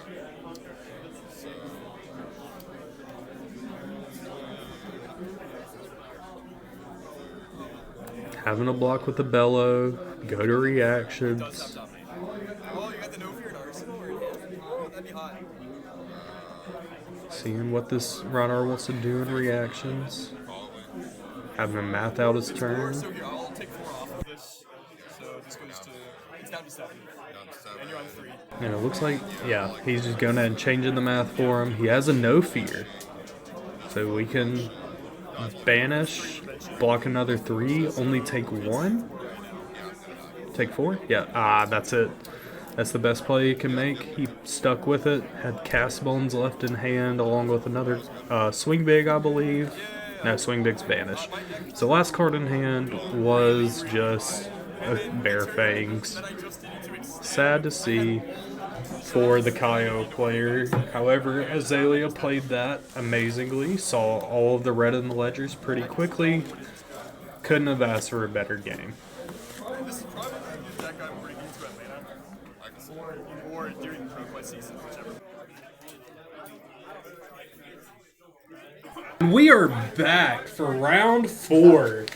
And the thing that I hoped happened has happened, which is Nathan Crawford at the table on Bolton versus the Azalea we just saw on stream. This is going to be an exciting match, folks. Nathan Crawford's already said that he has to win this match because he does not want to face a drama. So we are going to see if the Azalea can hold off against him, or if Bolton is going to get a triple Illumina turn. And coming to join me is my co-commentator, Charlie Manning. What's happening, folks? What do you think about this? Bolton versus Azalea, first of all. Let's just start with the heroes. Okay, so as a Bolton player and as a sometimes Azalea player, I really think that what this match is going to come down to is on the turn cycle, I think that Azalea is going to present more disruption and more damage. Mm-hmm. So I think what Nathan needs to do, and it looks like he's about to flip up Sabers, which is going to kind of change things. But Nathan's basically, if he's playing Sabers, he's going to need to stay alive to ensure that he gets a combo, like gets the combo off. Mm-hmm. Sabers Bolton, he's going to have a lot more defensive tools. He's going to have more D-reacts. He has access to Soul Shield. So it's really, now that I'm thinking about it, going to be more on Austin. It's going to be on Austin to try and race Nathan down and disrupt him. Because if you can get the Bolton low enough, they can't ever keep a full hand. They just can't combo off. That's right. And we are seeing Sabers and Hot Streak. Yep, looks like Azalea's going first from the reveal, so going to be able to maybe get a good arrow in the arsenal. Last time turn 0, he went for the blind flip. And on turn 0, why not? It's exactly, why not? He flipped into a premeditate, worked out for him, sent out 16 damage, dominated next turn on a drill shot, was able to take a card from the hand off of Glide Path. Right. So, but now moving on to the players, whenever we told them that they were the next ones on stream, Nathan Crawford thought about it, and he has to win this match or else he has to face a Droma. And so he is bound and determined to win this match. I would hate to have to do that. I would also hate to have to do that. All right, so we're seeing Austin has gone first, and Death just Dealer activation. turn 0 had cycled into a Codex. Yep, probably about to flip it. Well, it goes in face up from the Azalea ability. He blind flipped again. Oh. And we're seeing, oh no, we're just passing. Yeah, so he has nothing to get off the Codex. So we're going to see Nathan's going to come in with a take flight, charging a take flight, and just for you Arsenal, which is pretty much what Combo Bolton wants to be doing, right? You got some damage in, you've got cards in your soul. I think And- he possibly bottomed a Fate for seeing it, maybe the second one, or think just that's- still the first one in hand. I think that's the first one in hand. Okay. We've blind flipped into a Red of of the Ledger. Oh no, which here is we go actually, again. actually not as good into combo Bolton, because a lot of times combo Bolton is going to be like he has an engulfing light in hand. Nathan's going to be fine to block as much of this as he can and just send back either an engulfing light or a bolt of courage charging a card. What, we got a Seek and Destroy, a Lace on the field with it. So Nathan will not have an arsenal, and he will not end this turn with any of the cards. He will not end his turn with any of his cards. That's correct. And hopefully one of them is not as Lumina, is basically what we're hoping for right now. I know that I think what they're doing here is they're discussing the inertia trigger versus the Seek and Destroy, and I believe Nathan will be able to bottom it before the Seek and Destroy resolves, Yeah. which is really important if that's aluminum. Yeah. So this is dominated. Nathan's just got to figure out the best block. Yeah, best one card, maybe a little bit of equipment if it's that pertinent, but I'm going to assume it's not. yeah. Oh, it is the second Fate for seeing. This is Oh, great. yeah, so you This get is to gonna- block 8 of it. You This is only going to soak a ton of damage. You only take 3 from this. You get to Yep. opt. Did he bottom the first one? He He bottom. did. So he's double he's bottomed. digging for cards. So he's pitch stacking a Yep. little bit. He's able to get those cards that may not be the most impactful off the top of his deck right now. Right, and we're just digging to get soul and digging for our combo pieces. And so we're going to see engulfing light here is great. We're going to charge. It's another charge on hit. And just getting cards into soul. Now, the worry that Nathan may not be thinking about is this man last time pulled all 3 red in the ledgers within 2 turns of each Yeah, other. if Austin runs hot and just presents like a ton of dominated damage here, the disruption effects really don't matter because he'll just, like I said, if he gets Nathan low enough that Nathan has to start blocking Yeah. cards out, you'll never keep the hand you need to combo. It's almost...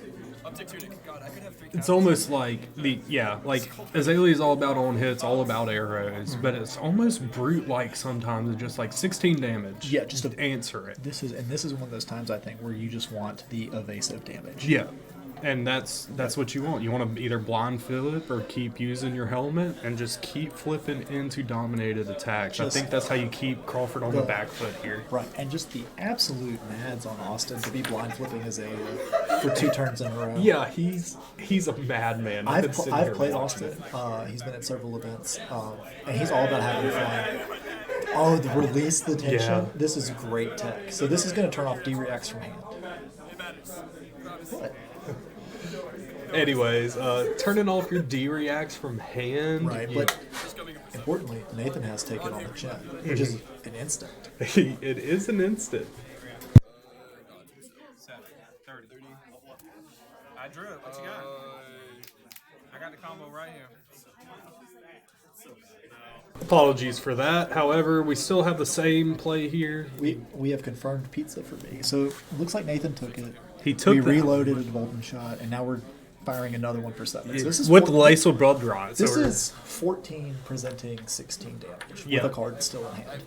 If this is like an endless arrow, like that's great. That's crazy if it's an endless arrow. Absolutely.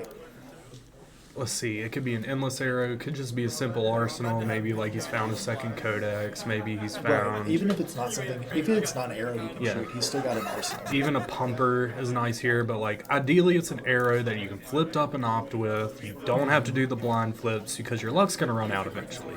He's had all the stream luck today, I and wish that we had a life total that we could see. Hopefully, somebody listening to the stream on the store can get us that information because I really feel like if Austin gets Nathan below 20, we'll say 16, I really feel like that's the. I basically just game over. yeah, definitely is Yeah. like.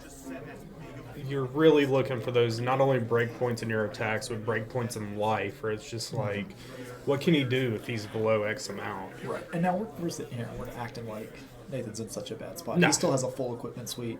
The combo presents, I don't know the exact math off the top of my head, with a hot streak, but it's basically, I believe, 43 damage Oh wow! if you have the full combo.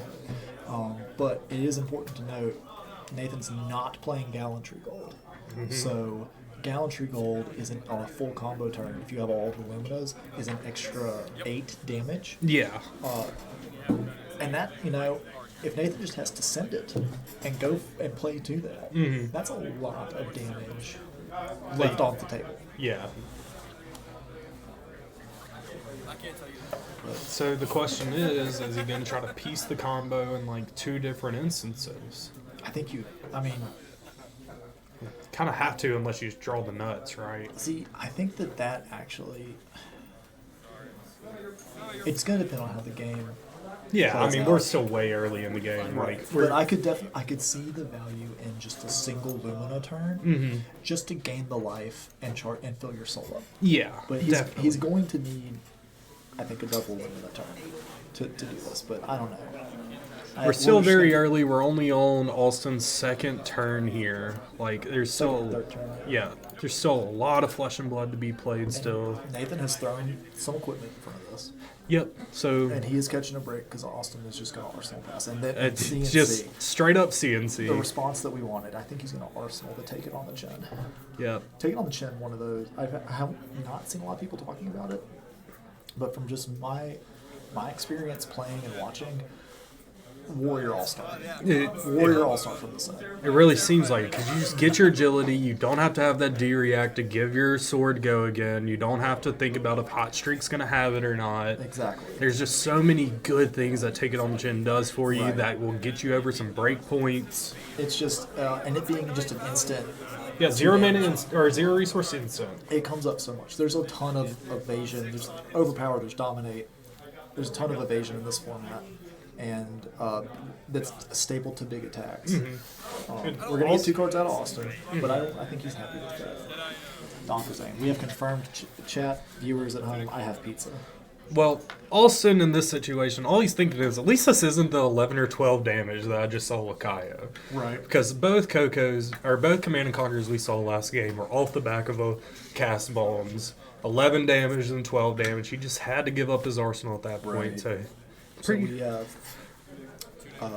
Skullbones. We kept it on top. We're going to Azalea, or Death we're Dealer. Death Dealer now. got that hamstring in arsenal. Yep. So we're shooting an arrow. Depending on that's 7? a Lumina. That's a Lumina with a blue. With Lumina confirmed. And Lumina in hand for Nathan. So you're looking at 7 damage, maybe covering up 3 of it. Isn't that 8 damage? Apologies. You're gonna cover up about 6 of it. Yep. So you're gonna take 2. You're gonna take it on the chin. There you go. That And, fully covers it up, I believe. and now you've got go again. Yeah, it does. And now you've got go again. You can. The question is, I think if you're Nathan, it's Arsenal to Lumina, swing. That Or seems swing, Arsenal to Lumina, because you don't have a way to charge. correct. And you just want to be able to put out some damage, have that in arsenal. Hope they don't get a seek and destroy, or you draw a pretty good hand with it. Austin making good blocks here. The hot streak already had go again, so there's no downside to blocking with an attack action. Correct. But Nathan now has assembled one piece of the combo. So what you need, he has one Lumina and Arsenal. You need a card to charge, Yeah. and then you need to be able to swing the swords. Now he has Warband. As long as he keeps a yellow, he can pop Warband and then. No, the math is the same. Ooh, We and still that's need a 2 red in cards. the ledger coming in. Right, and I would be surprised if Nathan was looking to combo this early with Oh, just no. one. And I didn't see any major pieces in his hand, like a V for victory isn't exactly what we're looking for, Right. but the other one that actually searches, and you don't have Yeah, your we're saying gemstone. 3 cards here. You're missing your item that makes you play it at instant speed. Like, Right. there's a lot of pieces that you're missing that would make this a more and ideal we're just gonna turn. see. We're gonna activate Iron Song to get a courage. Swing Hot Streak. If we get go again off this, we can swing a saber, which is great. If not, we're presenting an on hit. And you've taken at least 1 card out of the pumping here. We're either getting our some chip damage in and cycling our hand, or we're getting a card out of Austin. Potentially, we're getting value out of this either way. And I know Austin looks at these hands and pure EV He is really looking for, like, if it's a spike with blood rot, he's not blocking with it because it's 5 versus 3. Exactly. Like, And he so- is very statistics focused. I like that he's taking this because if we are looking at this statistics, from just EV, Nathan dealt 2 damage and got 1 more damage versus if Austin blocks, it's 4 damage Yeah. instead of 3. Possibly 5, depending on what you have to block the saber with, if at all. Right. So I love having Austin in the room. He's always having fun. I've never seen this boy stressed. and- He's just having a great time. And Crawford, too, just having a great time. He's here in Oxford with us. It's not his first time being here. And Right. it seems like he's having a blast. Like, just a fun. And like I said, I've talked about the meta statistics a lot. Is like, this is a really fun room to be in. Like, Absolutely. you've got 4 Kaios, 4 Kasais, but then you have. Unless you've been paired into the one Teklo in the room, like I was. And I just wasn't going to do that to myself today. Yeah. That is, Rather come back, hang with my boy, and watch some good, great games of Fab. yeah, the table 1 has been nothing but fun today. I've had some awesome games, some great draws, some absolutely bomb turns like this one where we have 2 pump spells Hey. on a Bolton shot. Lexi's all out, man. Yeah, what is this? I Bolton thought, Shot was one of those cards that came out, and in the context of the game when Bolton Shot was released, yeah. Is it a Wraith card? Everfest card. It's an Everfest card. Yes. That makes sense. I believe it's either Everfest or Aria, but Bolton Shot comes out and you're like, sure, fine, that's a good card. Fast forward a year to Outsiders, and it's like, oh my god, James, how could you have printed this card? Yeah, right. How could you do this to people? There's that sentiment with a lot of those older cards from the first couple of sets of just like when you put them in context with the tools we have today, like how Patrick, did this have you- make it? Have you read Blood Rush Fellow? Many times, unfortunately. Fortunately, I have. But, however, I did make a mistake on stream earlier, and I was corrected by the player herself. I thought that the Rhinar had made a mistake with the Massacre, discarded it off of Blood Rush Bellow. Funny thing, that card says attack action. So, you have to trigger it off an attack action. It totally went over my head, and I kind of just had, mud on my face talking to her. Well, and we'll be able to play this for chat when we get the soundboard set up. For the Yeah. next event. According to Michael Hamilton, Flesh and Blood's hard. Flesh and It's a Blood's very very specific hard. card game. Nathan's in the tank here. I don't blame him. I don't either. This is one of those that you have to think about. What am I doing next turn? What could I draw to like? How do I live long enough to kill you? Like I've got not half of it, but I've got a piece of my combo. I think that's a beacon in his hand, which would be a second Lumina. This is coming in for 11. 11 with a reload. 11? And like it just at any point in time on these Bolton Shot turns, Austin's able to reload like an endless arrow and just a stinger at the end of the turn for 4. Yeah. You just feel so bad. And this reload, like, it could be anything. It could be a drill shot. It could be a, just a fatigue shot. It could be a Codex, like a Codex getting back. And he has man. 2 resources floating. We haven't used snaps. We haven't used bracers. Yeah, there's Just so many opportunities here. That's terrifying. really presenting. And, there's been a lot of hype on Victor Goldmane, Kano, all these heroes. The Outsiders cards, just because Lexi LL, the Outsiders cards didn't go. We get a full block with a take it on the chin. Okay. So alright. we're full blocking. That covers it. That covers it. That covers it for sure. And I feel like this was a real. And we still have it. Oh my gosh! And he this is had the endless- scenario where, yes, you've covered up 11, but here's a nice little chaser of 5 damage for you. 5 damage. Put it back in art. Give me an arsenal. You don't even have to do that. He's got the ponder token off of premeditate, so he has a choice of what he arsenals, which he's just going to do the endless anyways. Seeing that Just absolutely brutal. that is brutal. Did we activate Death Dealer? I'm sure we did. I'm sure we activated Death Dealer. I think we But had if to start that turn. If somehow we hadn't, we could have snapped Death Dealer. Just so much damage. Nathan now has 2 sync blows. a Bolt of Courage, and a Take Flight in hand. This is And this is where Free value on that turn. I start to feel bad playing combo Bolton, where I have. Point of the play was If you have a 2D react hand, Yeah. and you have no way to get those D reacts into your arsenal, they're functionally, they're just the block cards. they're very disjointed, especially if this is an arrow on top. He's leaving it on top, which means it has to be an arrow. Yep. It's a red drill shot dominated now. And now one of those sink below is just not useful. Yeah. Just a dead card in hand. Exactly. when that happens. And we pitched an eye. We're opting. Austin's just having fun. He's just getting to do it. Don't you love these games of Fab where you just get to spin all of your wheels and you don't care what they're doing? They're throwing their whole hand on the table. Austin's having a whole day like that. I mean, last game against Kaio, he was not feeling as much pressure as you would think. He ended the game at 9 life. And I'm not surprised to hear that. Yeah, I'm not really either. Not. Oh, what a banger match I bet that was. No D reacts from him. So Yeah. 2 cards that just do Yeah. stone cold nothing, and he's gonna have to keep Yeah. them for his next turn. And dominated. It's is just just- looking rough right here. Which, You know, like, on some level, I feel for Nathan, as someone who's been on the receiving end of these turns. Mm-hmm. But man, I'm happy for Austin. This kid's living the life. yeah, I mean, this has been the last 2 games. Just, I'm going to pump up to, 11, 12, 15, 16.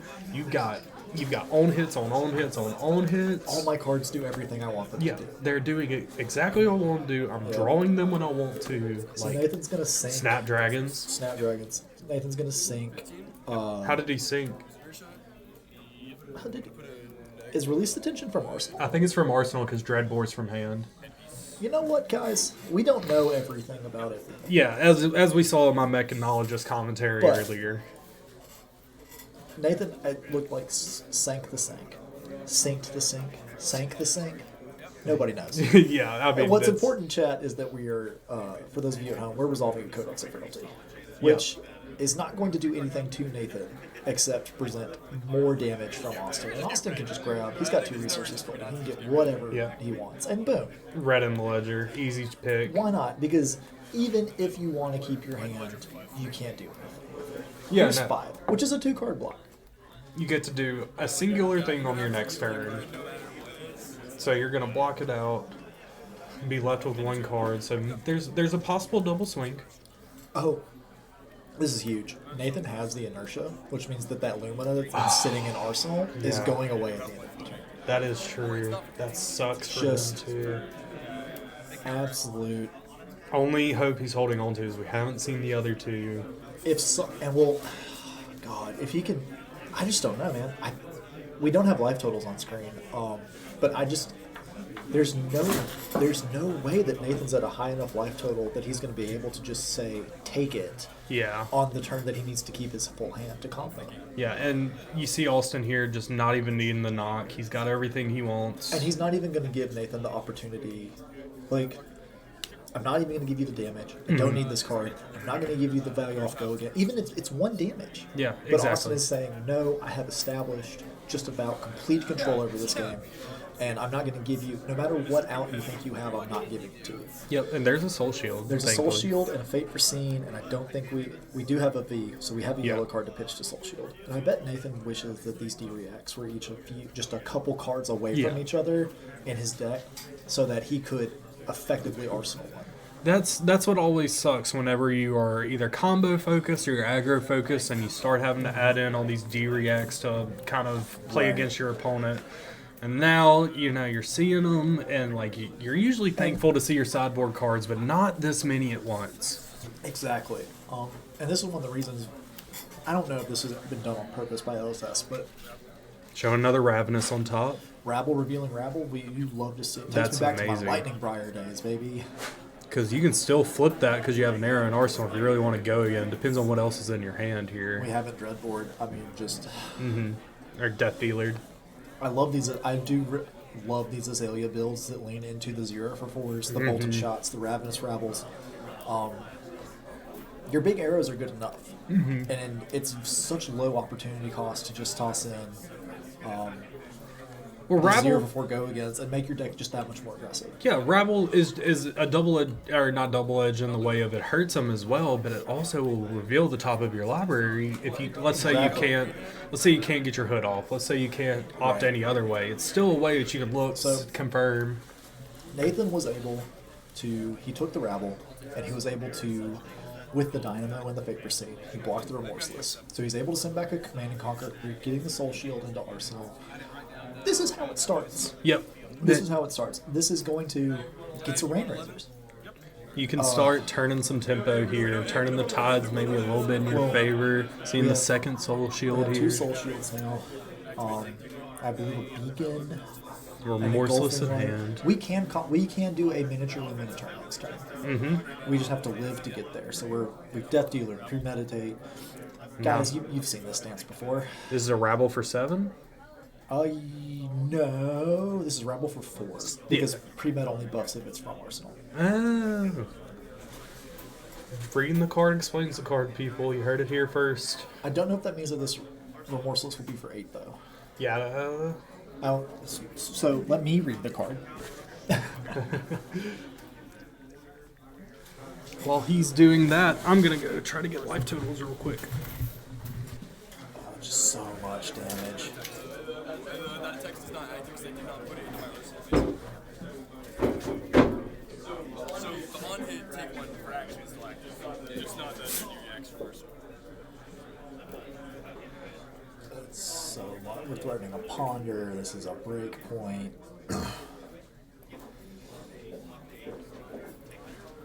If I hadn't, I've been in this situation far too many times to count.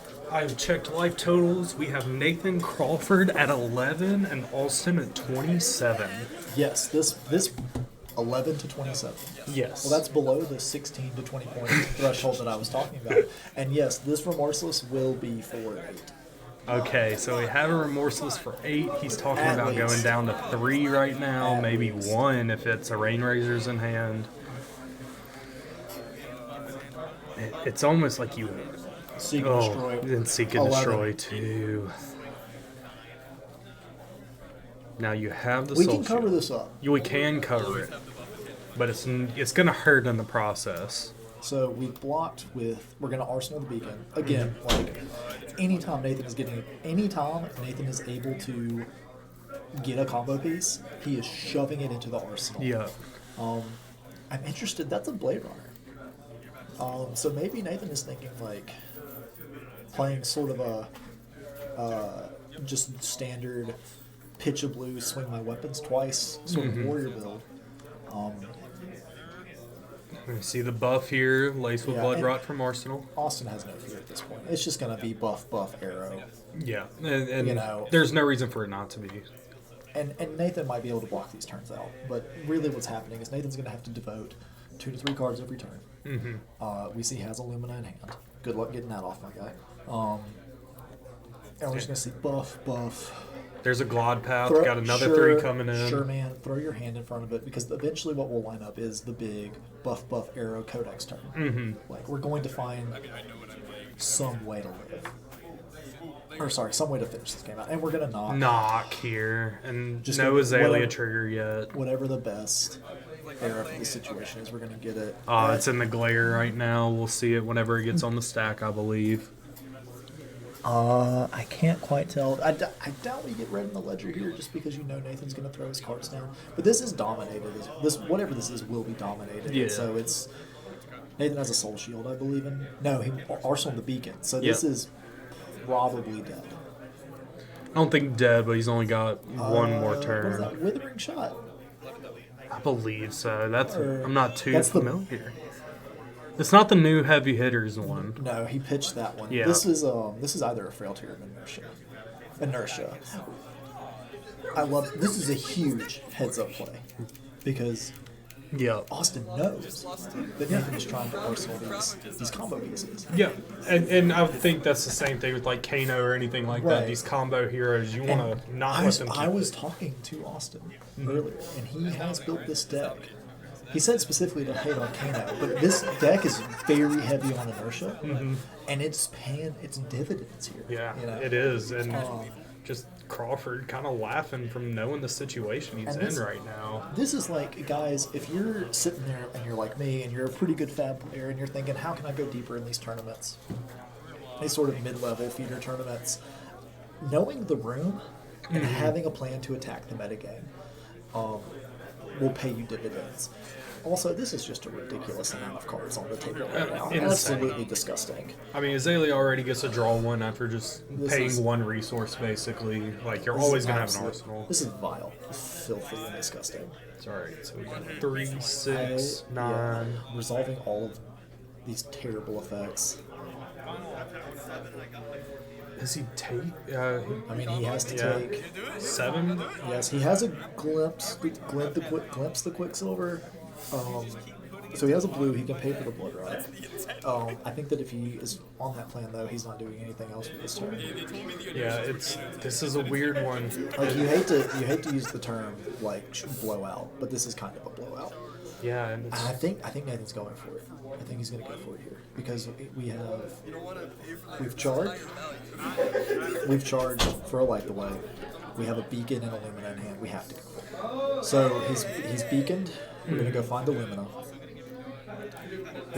We have beacons for 2, so whatever we're getting costs.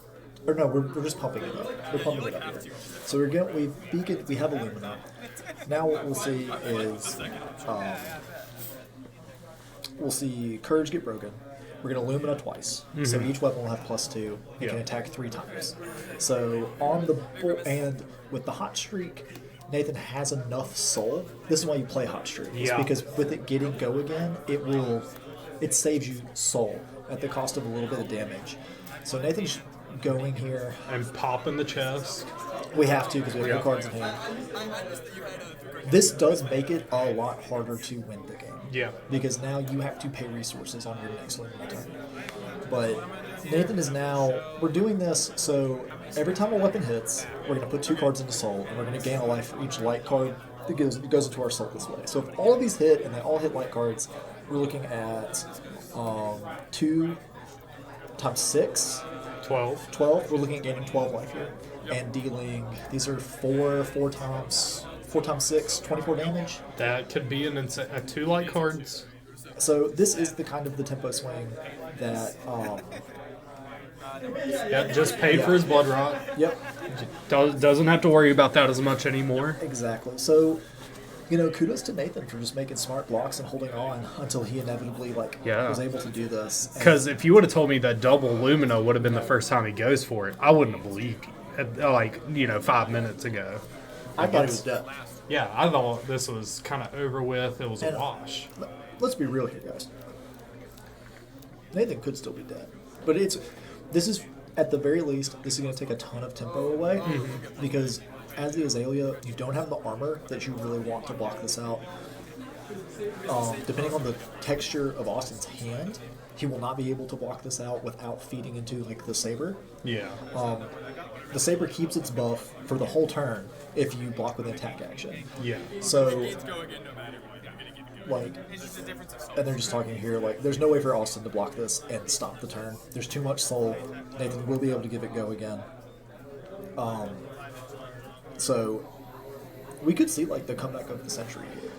We could definitely see a massive tempo swing. I mean, that's exciting to think about. If I've done the quick math right, and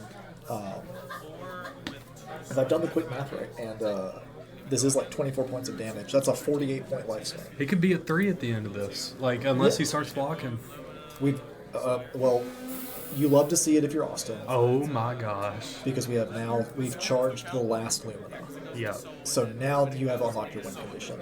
And what we're laughing at here is, guys, it's not just when you charge Spirit of the Arena, it's whenever it goes to your soul, it goes into play. But because we're out of Luminas, it's useless. It's a textless card. Well, I suppose he does gain the life off of this. Yeah. This is actually best case scenario for that at this point in the game because it doesn't block, it doesn't do anything. You want it out of your deck. Yeah. The beacon is huge because that's how you steal wins if you can't Lumina somebody. You beacon for 800,000 damage. And that's 2 beacons, right? Or we. I believe that we have seen 2 beacons, and I believe that another beacon was pitched at one point. Okay, so it's on the bottom, and we have no way Well, to tutor he it. shuffled after he Oh, tutored. you're right. Yes, Forgot that we tutored. yes. So Nathan is just swinging swords. And it's just like, anyways, it started I'm swinging. gonna go get an updated life total after this turn. Yeah. Sitting here just seeing the cleanup now. Seeing both players leave. Or seeing Nathan draw up. Checking what he has in his soul. And now you've got Azalea with a 2-card hand. You can... 5 to 11. Is 5 to 11. We think. I had to get that from a spectator because I'm not interrupting these two. Nathan is, I feel like, smells some blood in the water here. He has found that swing was a way out. But say it with me, guys. Codex of Frailty. Codex of Frailty is always a worry. This is the second codex. So Just get back all your take flight if you're Crawford. Or whatever it is. Perfect information. he has a Coco, but I feel like a Command and Conquer is You're- actually. I mean, I can. Well, I feel like Command and Conquer is actually a trap. Because It's it too comes- late. It comes in for 5. Yeah. And the Azalea, like, it's not the blowout that you think it's going to be. No, it would be definitely a combo or a Because turn they're- ender. you're only threatening the card that they pondered, and they got that for free. And yeah, it may just be something that they just arsenaled out of just, it's there. Right. Like, why would I not arsenal? I'm Nathan here. I do think I'm starting to think maybe take flight is the answer because it's just Damage. it's one of the few cards in Bolton that has base go again. Well, it doesn't have base go again, but like you don't have to use soul to give it go again.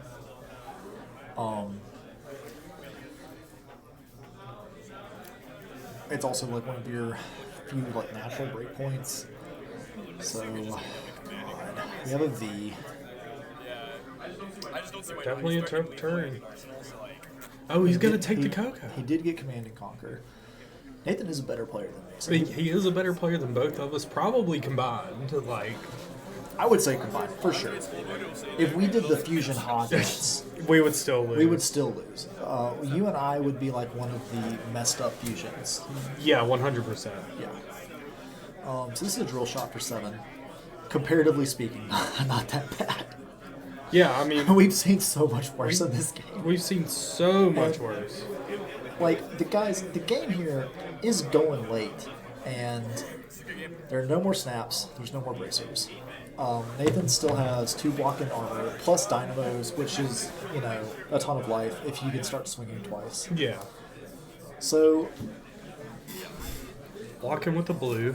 but we always run the risk of, as life totals get lower, and we're blocking, looks like 7, we blocked it out, thanks to Valiant Dynamo, and we're just going to threaten the Command and Conquer back, which is about the only thing you can do. And this is why I was saying that, like, the Coco's not that threatening, is because the Azalea gets their entire turn of value,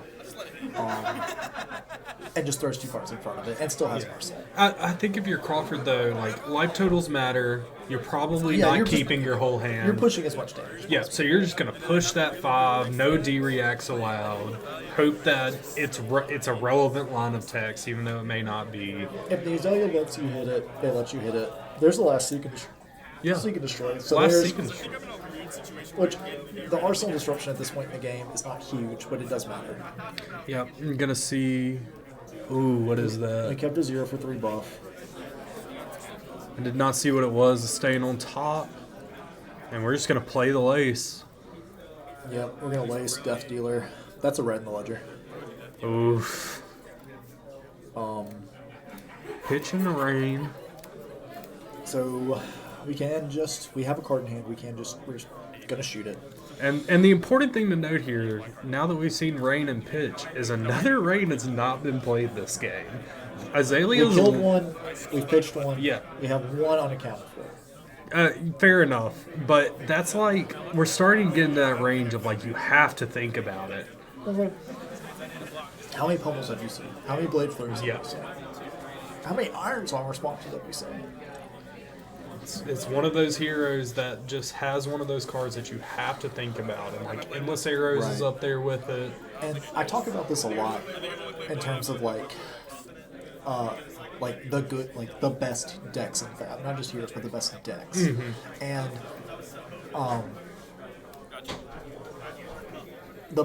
historically speaking, the best decks in Fab have had this sort of late game, I win now button, right?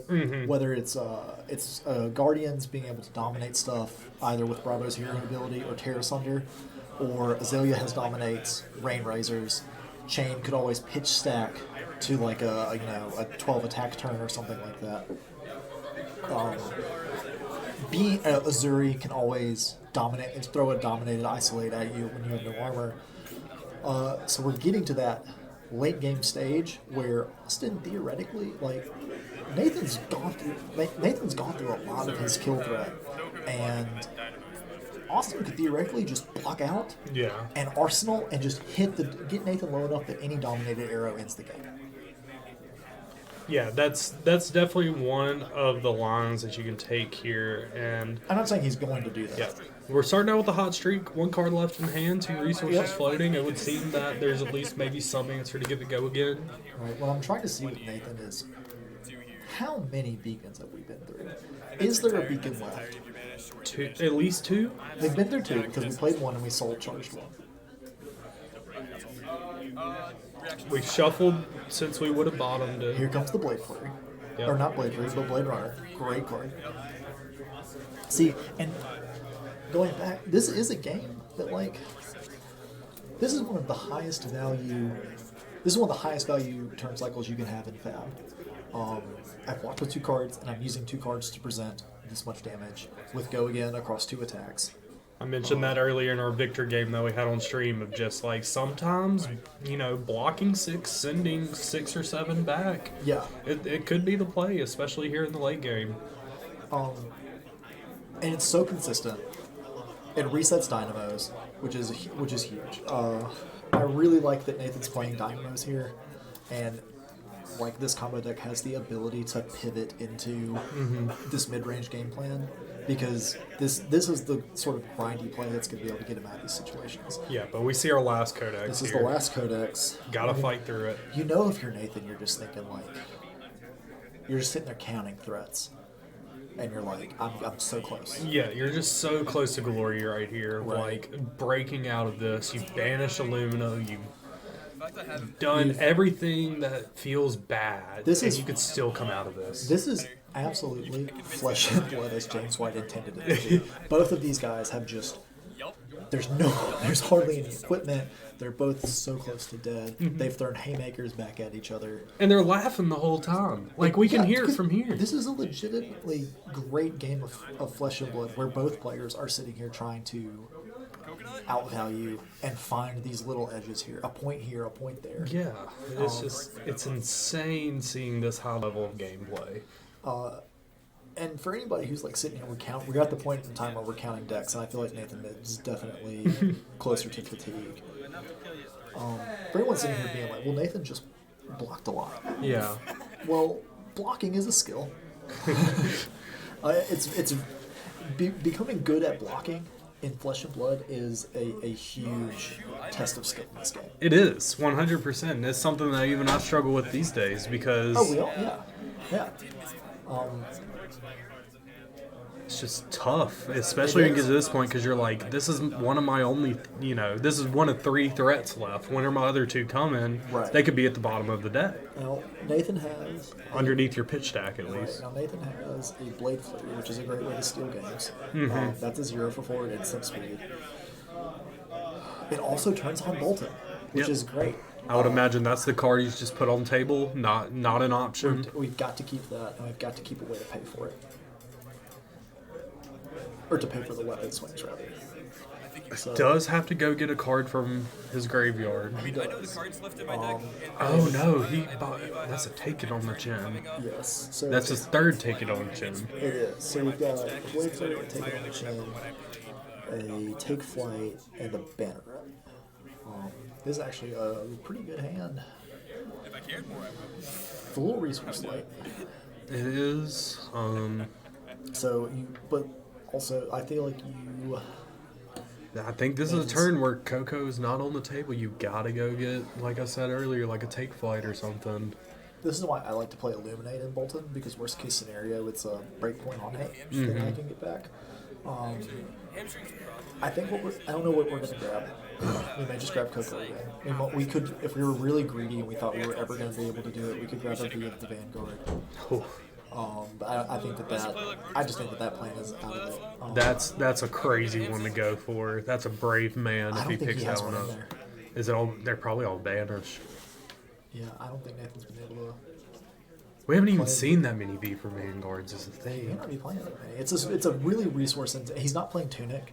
Yeah. And it's such a resource intensive card that you almost have to play Tunic to get the resource to pay for it. That is true.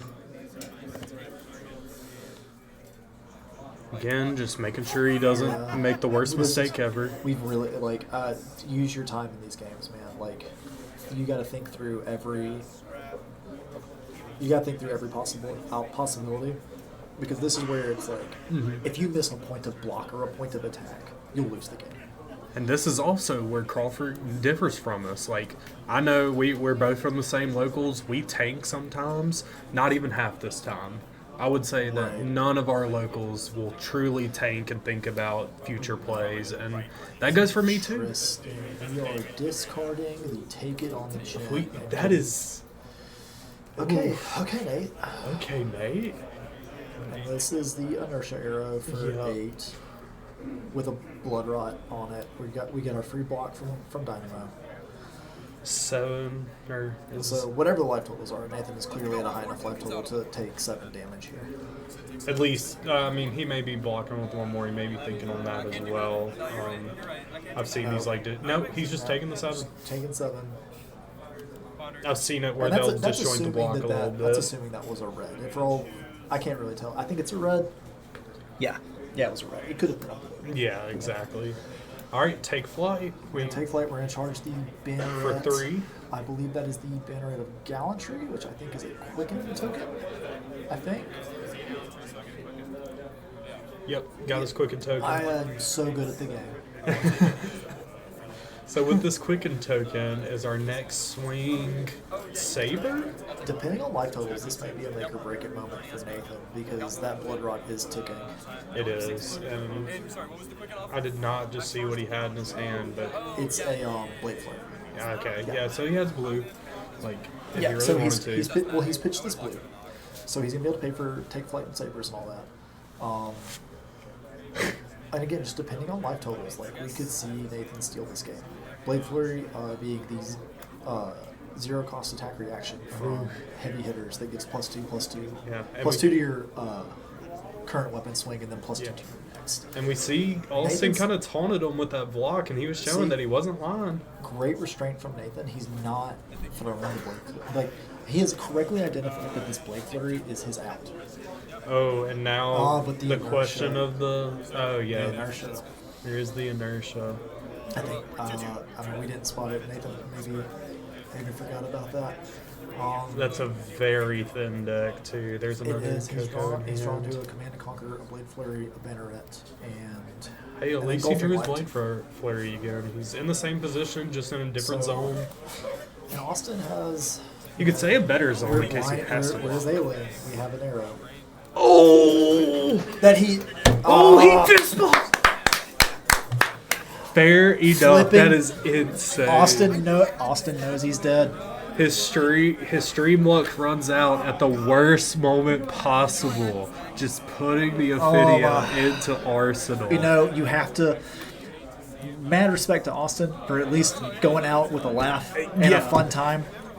That is insane. What a finish. I have nothing but respect for cowboys who can do that and have fun even after a grind like that. That is so Dude, insane. we got a couple of gunslingers here in this feature match area. We've had some pretty great turns so far, but flipping into Ophidia, God. Great. That's like rolling a 1 on Rhinar at like 2 HP. That's the risk you take if you Yeah, want to play exactly. these gems in your deck. When the game gets late like this, they don't do anything but pitch. Yep, you gotta be able to. I think late game like this, you gotta be able to look, or else you're just taking that. But Are we? And then I still have 2 equipment. I think we're just talking, We're just talking about the through. game. Yeah, we're just talking through plays. Yeah. You banish part of your combo, you still win. That's another. Nathan was just able to hold on there until he could assemble just the Hail Mary. The Hail Mary to claw back into the game. And we haven't talked about it, but Nathan is on the same team and is close friends with Josh Lau.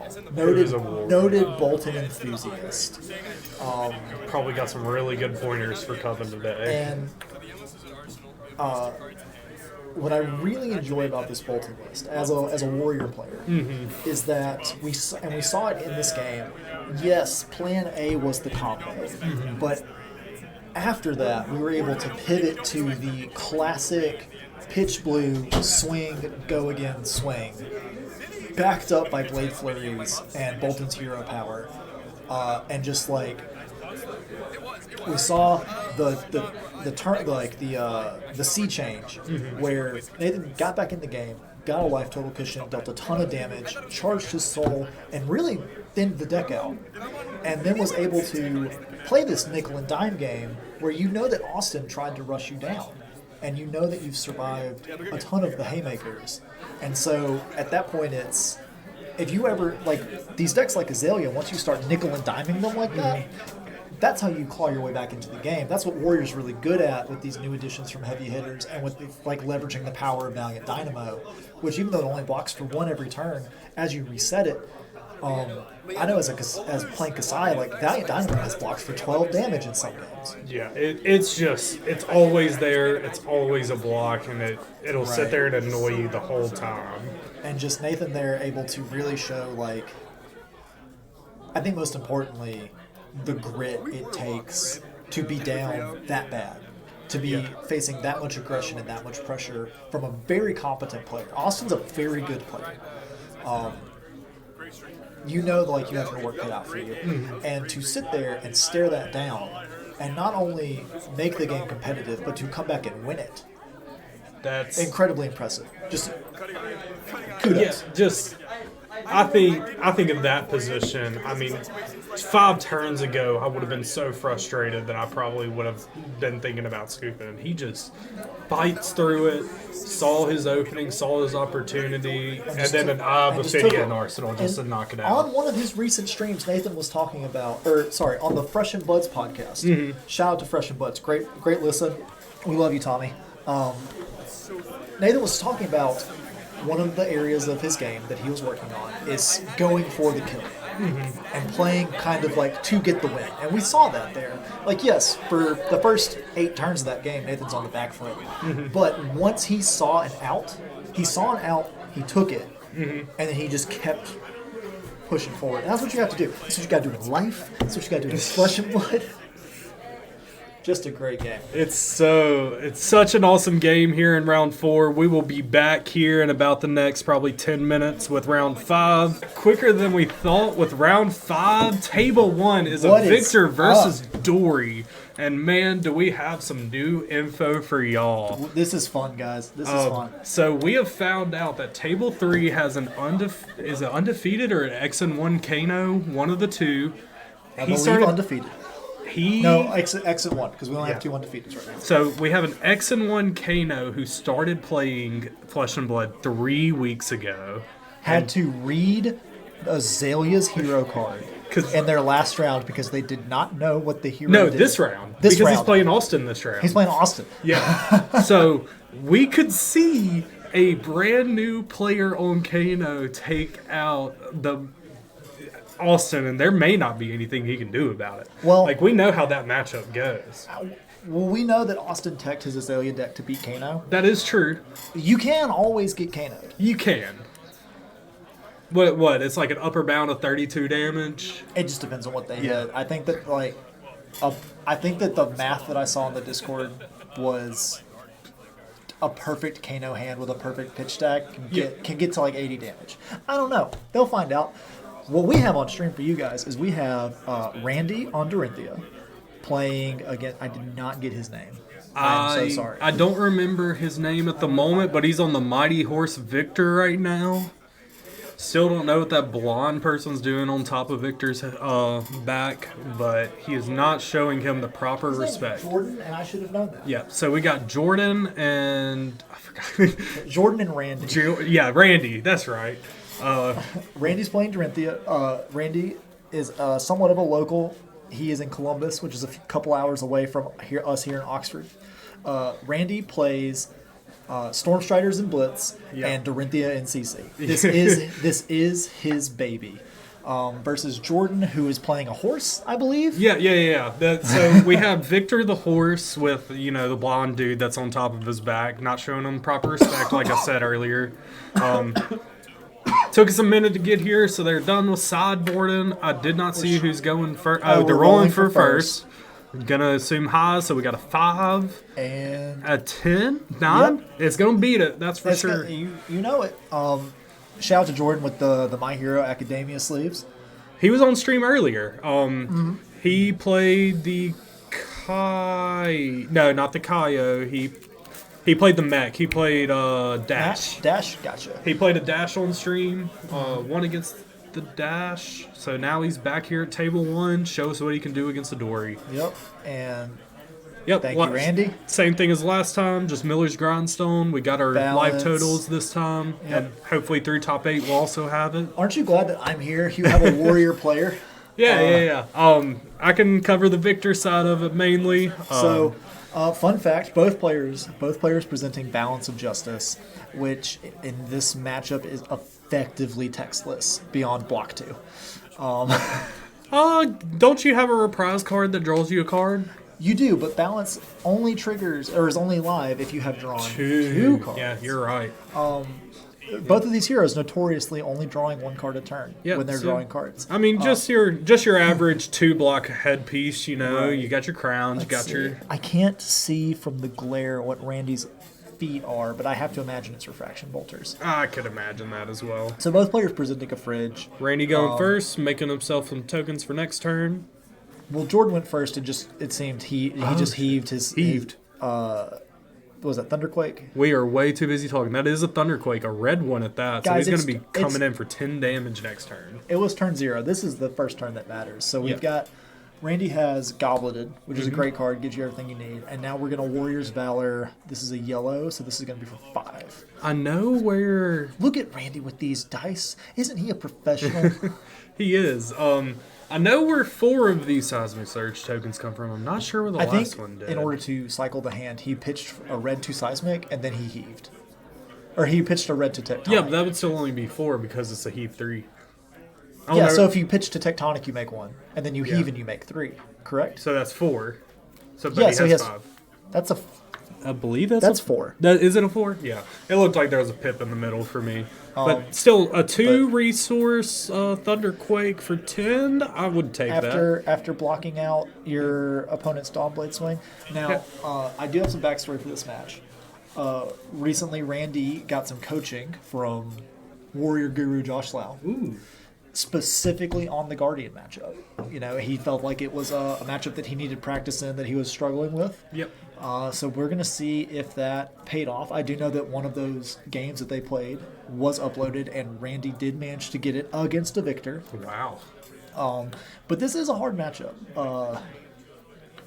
I think a few weeks ago, if you asked me what Randy would be playing today, I would have said Axe Dory, so I'm really surprised to see the Dawnblade here. I think that... So the thing about Axe is that against decks that can go taller than you, it's actually not as efficient as you would think. Mm-hmm. I like that we're playing Dawnblade here, and it partly depends on what Randy's deck list is. Yeah. Because there is an argument to be made in Warrior to trim down your equipment as much as possible in order to have a broader array of main deck answers. So Randy here, he's got a Vigor and he's got Go Again from the Dawnblade. Mm-hmm. We know that for his turn, so he can keep a card and still swing twice. but he is staring down 10 damage, Yeah. and that's a lot.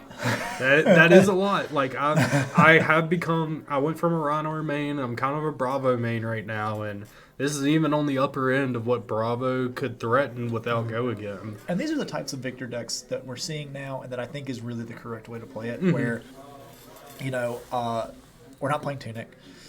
We're playing Pummel, but not relying on the Pummel CNC plan the way a Bravo would. We're not necessarily trying to go wide, but what we're doing instead is presenting a absolute truckload of damage. Correct. And I've seen that. We had a player here locally that's playing Victor today, and he was asking for, Red Macho Grandes, and that's when I was very concerned. Grant is 3-1. Is he? Shout out to Grant. Went from struggling on Katsu, heavy hitters dropped, he pivoted hard to Victor. Well, yeah, okay. We can't say that, though, because he top 8'd the last time we were here with Katsu. He did. That was last time. Yeah, that was last time. He's grown as a person. He's seen the ways of the Guardian. I don't know now if he's grown as a 3-1. person. As a player, for sure.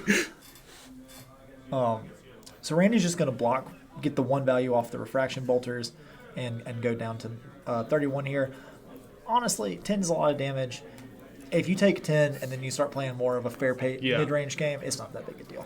But we're just getting the value there. But also, if I'm Victor, I'm worried about why is he taking 9? To turn on this fighting spirit. Yeah. Because with the agility and the floating vigor, we can throw this fighting spirit with Go Again and still have a Dory turn. Yeah, but still, as a Victor, you're worried because they can threaten probably 9 or 10. So we're going Dawnblade first. This is not... We're going to see a clash. Victor's going to win it. And we're going to make a gold. It could be a non-attack. Important to note, this Victor only won 2 clashes in his last game. Well, he won this one, so he's going to make a gold, draw a card. That's the Victor value engine. Yeah. It's so strong to be able to block and still present a full hand. Yep, it just being able to go card neutral after you block, and not even more than card neutral, because now you gain a gold, and Victor has ways to pay off with that gold. Exactly. I mean, Golden Sun is the most efficient attack in the game. Yep. We're going to see, we do have a reprise effect, so this Overpower is going to buff the Dawnblade by a ton. Overpower, I believe, is 2 and then 4. So we're going up to 6, yep. Yeah. And now Dawnblade only has to hit 1 more time and we'll for get that counter. For a counter. But as we said, Victor still has a full grip, was able to stay card neutral. Right. But Randy here, Dory is a tricksome deck. We're presenting 3 on the face here. But who knows? So we're going to block with... We're going to block 5. So Iron Song response here would be huge. We only have to present a +3 to get our counter. It's just a question of, does Randy have it? He's got doing some resource math here. Yep, he's paying for something. I believe we were just making sure we had enough resources. So it looks like we finally paid for that Dawnblade. Or maybe Jordan was asking how we're doing this, because if you look at the pitch deck right now, it looks like we're a resource short. Mm-hmm.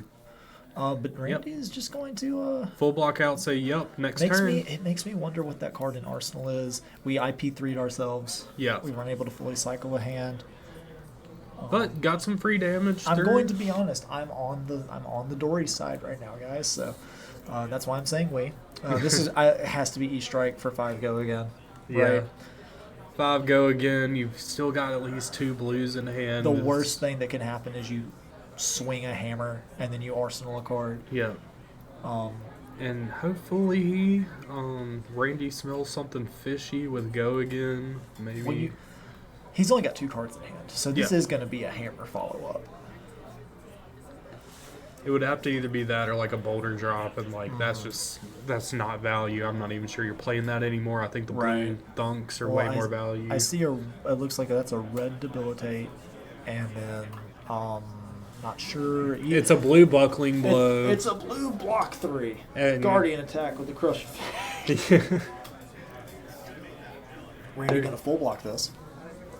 And we had the seismic. Yep, we have the seismic. So here's an 8 with a crush effect that gives you -2 on your first attack. Notably the good crush effect. Yep, at least against Dory and stuff. Well, the best crush effect that Victor can play. Spinal. We'll talk about that. Yeah, We'll talk yeah, about yeah. that. Both of them are very great. I've got some hot takes incoming on the effectiveness of Spinal Crush. So Randy's going to block 6 to avoid the crush effect. So Dawnblade will at least swing for 3.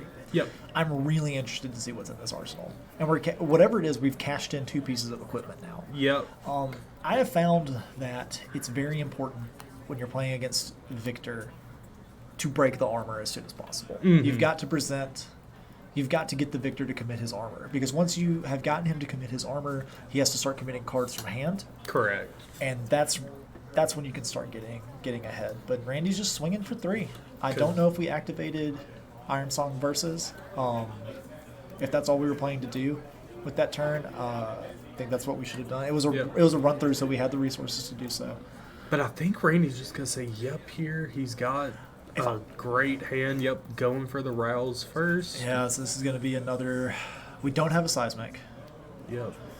So We're pitching the blue thunk, showing a cranial and a buckling blow. That's 14 Right. attacks, so now we have 7 and go again. this is 11 damage. Yep. And you're basically telling Randy, like, hey, here's my hand. Here's what I'm about to do to you. Here's 7. Interesting, we have a chorus of Iron Song, it looks like, in Randy's deck. Not a card you see a ton of, but... Yep. And we've got at least 1 D-React in Randy's hand. Going to be able to cover up Right. something. Hopefully, probably just And, this Miller's Grindstone. If you're Randy, like, this is That's a... 2/6. Yeah, It he's is got 2/6. 2/6. If you're Randy, like, this is really, like, you've got to get some tempo going. Mm-hmm. We get a courage from defending with Chorus of Iron Song. Yeah. We've resolved our sync. If you're Randy, you really got to get some kind of tempo going. You've got to get that first counter on that Dawnblade. Yep. So what we could be seeing here is he's trying to get to that hand Yep. that will get him that counter, or they can set up, they can push a ton of damage, and really, you've got to get that first counter or 2 so that you are presenting meaningful damage. Yeah. Right? And I think that's why we're seeing the Chorus of Iron Song in this list, is because we're trying to get from 3 to 4. Yeah. And one thing we're seeing is that this warrior has had a very better time seeing the D-Reacts in hand. No dominate, nothing that can make that such a bad thing to see. Right. We haven't... And it's good to get these D-Reacts out of your hand if you're holding onto your arsenal like this, but I just want to know what this arsenal card is. Yeah, we It's got didn't to see be it when it something went huge. down. It's clearly not a D-React, or else you would have just cycled D-Reacts in and out of your Yeah. hand. Or if We've it's a been- fate foreseen, you would have opted before you sank. Right. So Randy here attacks for 3, uses the floating resource to get a bigger token. Creates the Blood Spill. Great card. Yep. Absolutely great. Allows you to just cycle dead cards out of your hand. We see that a lot with Kasai's. So we have a hit and run, a glistening steel blade, or I don't know. All of the Quicksilver and Glint Silver and Steel Yeah. Blades, they all sound the same to me. They do. We have the Tutor attack react, guys. Yep, and now we've got an E-Strike would go again on the chain. And I think we're gonna block this. Did not see what we bought him for Randy, or from Austin, or Block- Jordan. Jordan, yeah. Um, Well, we did just talk about Austin for Yeah. 50 minutes. That's true. We're blocking it out. Now we've got a Cranial Crush. If it does 4 or more, can't draw cards next turn. Right. Could be crippling, could not be. Like, it's just 8 damage, really, more than anything. Full block from Randy. Full block? Full block. Or not a full block on the damage, but a full block from hand. Yeah, that's fair. Gonna strip all the cards out of hand. I We will really- update life totals at some point, but it's okay. We know it's probably even. It's 30 to 28. Oh, is it? Yeah, they got it. They got Ah, it. yeah. They're on top of it. It was 32 before, you're right. Um, Alright, blocking with the red debilitate here. getting cards out of hand. Second red debilitate gone. I know I keep harping on it. I want to know what game plan Randy's building towards here. Oh, there's an fight- interesting card. Vyndal's Fighting Spirit. I A love that red card. one? Yeah. I It's I a love popper. it. It's a popper for It sure. gets around Herald of Tenacity and it Yeah. gains you life. Oh, I know all about Fendel's Fighting Spirit. I ran some yellows and Rhinar forever until we got better cards. Look, I remember when Uprising came out and y'all told me this was a bad card. I learned the way. I learned the way. It took you 6 months for Michael Hamilton to win the world championship with it. And then I thought, it's a good popper that heals you. I don't care if it costs 3. It's not going on the chain. More importantly, it is going on the chain. Well, his attack- is. It attacks for 7. Oh, I run a yellow for 6. I just want the 6s. The minute you bop somebody for 7 and gain a life, it feels great. So, Have you read Blood Rush Bellow? have you read Blood Rush? Got another 9 damage coming in. That's a We're not representing Pummel. Do we know if Jordan's playing Pummel? I'm sure he is. He's got to be, I right? do not know, and I don't know off the top of my head. We did Let me not go see any ask. last match. Let me just go ask him real quick. He did play it against the mech, or I didn't see one against the mech, so I almost think he may be off the Pummel plan. If he is off the Pummel plan, unbeknownst to Randy, that's a huge weight off his shoulders. Yeah. But I feel like if this game goes another, and it will because it's a Guardian, Yeah. this is the pace of this game. If Randy's paying attention, he will see enough cards get pitched that you will be able to sniff out, like, are you playing Pummels? Yeah. And that buckle getting blocked out, only taking 1 from it. And Randy's really committed to this. I'm just gonna block you out. He's committed to this Arsenal card. Like, I know. Command and Conquer. If Jordan is playing it, a Command and Conquer Pummel would be an absolute. it would be gross. We have our first trounce. Yep, first trout's gone. Almost assuredly, Victor will win both of Yep, these. that's an attack versus a hold the line Hold the line. in this matchup. Interesting. And then Embolting Blade and a thing that is bigger than 0. Yep. Getting a vigor, Just getting a might. Get everything. Everything you could ever want. Trounce is such a good card. So we're going into a very big turn for Jordan here. He's got, a free resource, a free damage. Actually, 2 free resources with the Seismic Surge. Full equipment suite still. Has not committed any equipment to anything, but Randy hasn't presented anything for That's you to commit, correct. You saw him pitch an Iron Song Determination. Yeah. Life total's looking pretty good right now. Randy's got a couple Warriors Valors, a Precision Press, and then That is a mangle in the Victor's hand. I have not seen a mangle played in forever. remind me the Mangle's Crush effect is it blows up something. Oh, I think it blows up an equipment with a -1 counter on it. I think Okay, this well- could be a blowout. Well, the good news is the -1 counters are on the balance, which we've gotten value out of. Well, And also on your refractions. yes, but your refraction bolters. Have they done their job? That's the question you got to ask yourself. So this is this a Thunderquake? We've pitched the mangle. He did pitch the mangle though. We have 1 card in hand. These attacks are just huge. That's Huge attacks. out of all. I'm sorry, I'm still stuck on this mangle. I've been looking at it in my binder forever, and I just. Is it time? It may be time because, like, we talked about it before off stream of just like this is a really big fridge meta. If someone Fridge commits meta's something, huge. if someone commits something early and it gets a -1 counter on something that they block with that maybe they shouldn't Right. have, you can just delete it. Well, like, if you you deny the uproot the back half of a Bone Breaker, Yeah. right? Or or just scab skins. If yeah, they if you block I with was it. about to say if you like against a Labia, especially like you pop a 6 scab skins and then they just roll over and die like a cockroach Yeah. to blood debt. That's Which- oh man. You don't really need to try any harder to make that happen. Yeah. Sorry, Labia players, I have opinions. Okay, so we have an Iron Song Determination on top. Victor's going to redo. I guess we revealed a block or some such. But we have a Golden Sun now, which is going to net a gold. Yeah. That's 10 overpower coming at you next turn. We've Wow. drawn it. Well, yeah, because he created the gold. Yep.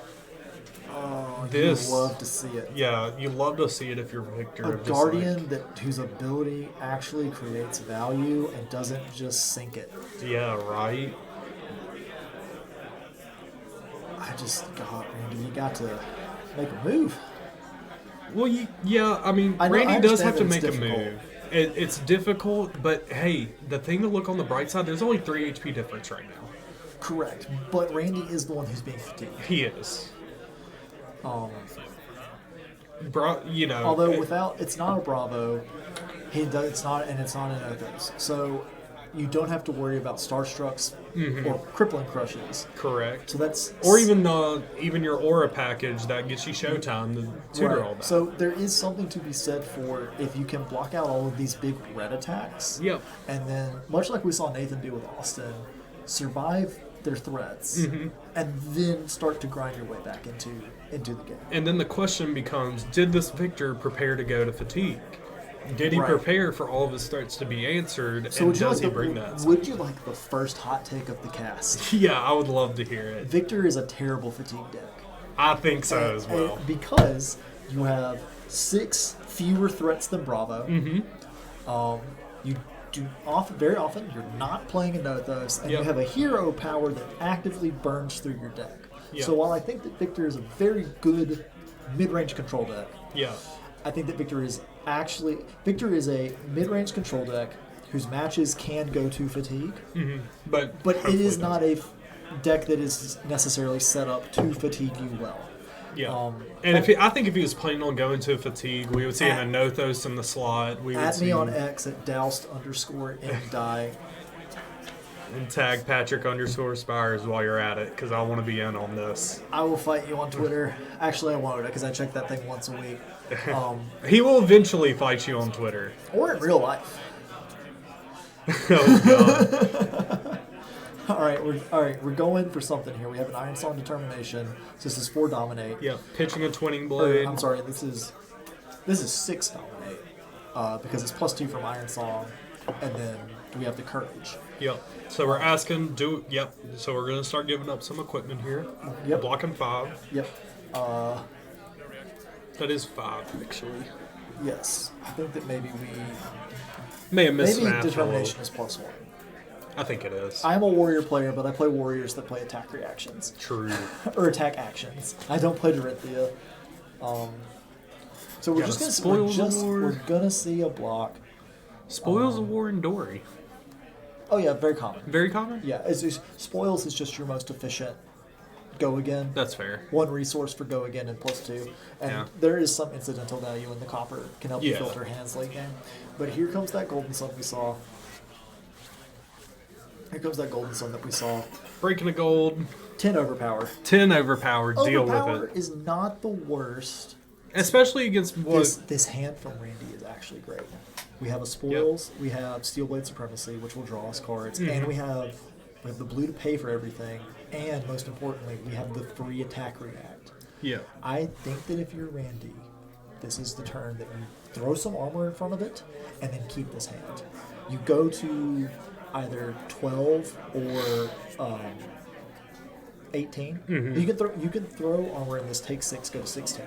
Yeah. Right, and then we're laying it on the table. Wow, we're laying it on the table again. Really does not want to go down to 12. Doesn't Randy's think that his really hand's committed worth to it. this blocking plan. Yeah. And I'm going to be honest here. Like I don't want to make it sound like I know what's going through the players' heads because we're not all seeing. But I really don't like. I'm getting to where I don't like this plan. Now Randy is the Dorinthea player. In his head he might have an idea, but I just feel like you are sacrificing. Because that Golden Sun came off the top for free. Yeah, but also I do have to at least point out that you, in general, are not a fan of the blockout plan. You do not think Yeah, that because it's you valid. just go kill people. Yeah, I mean and it's valid. Right, it is. I'm not like I want to really like stress Yeah.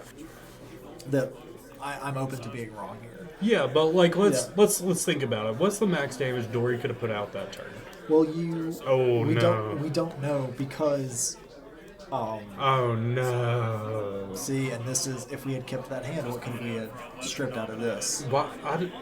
So does Golden Sun buff if you destroy a gold? So it is a base 7. Yeah. You pop a gold, yeah. it goes up to 10. That's and why then so this is 11.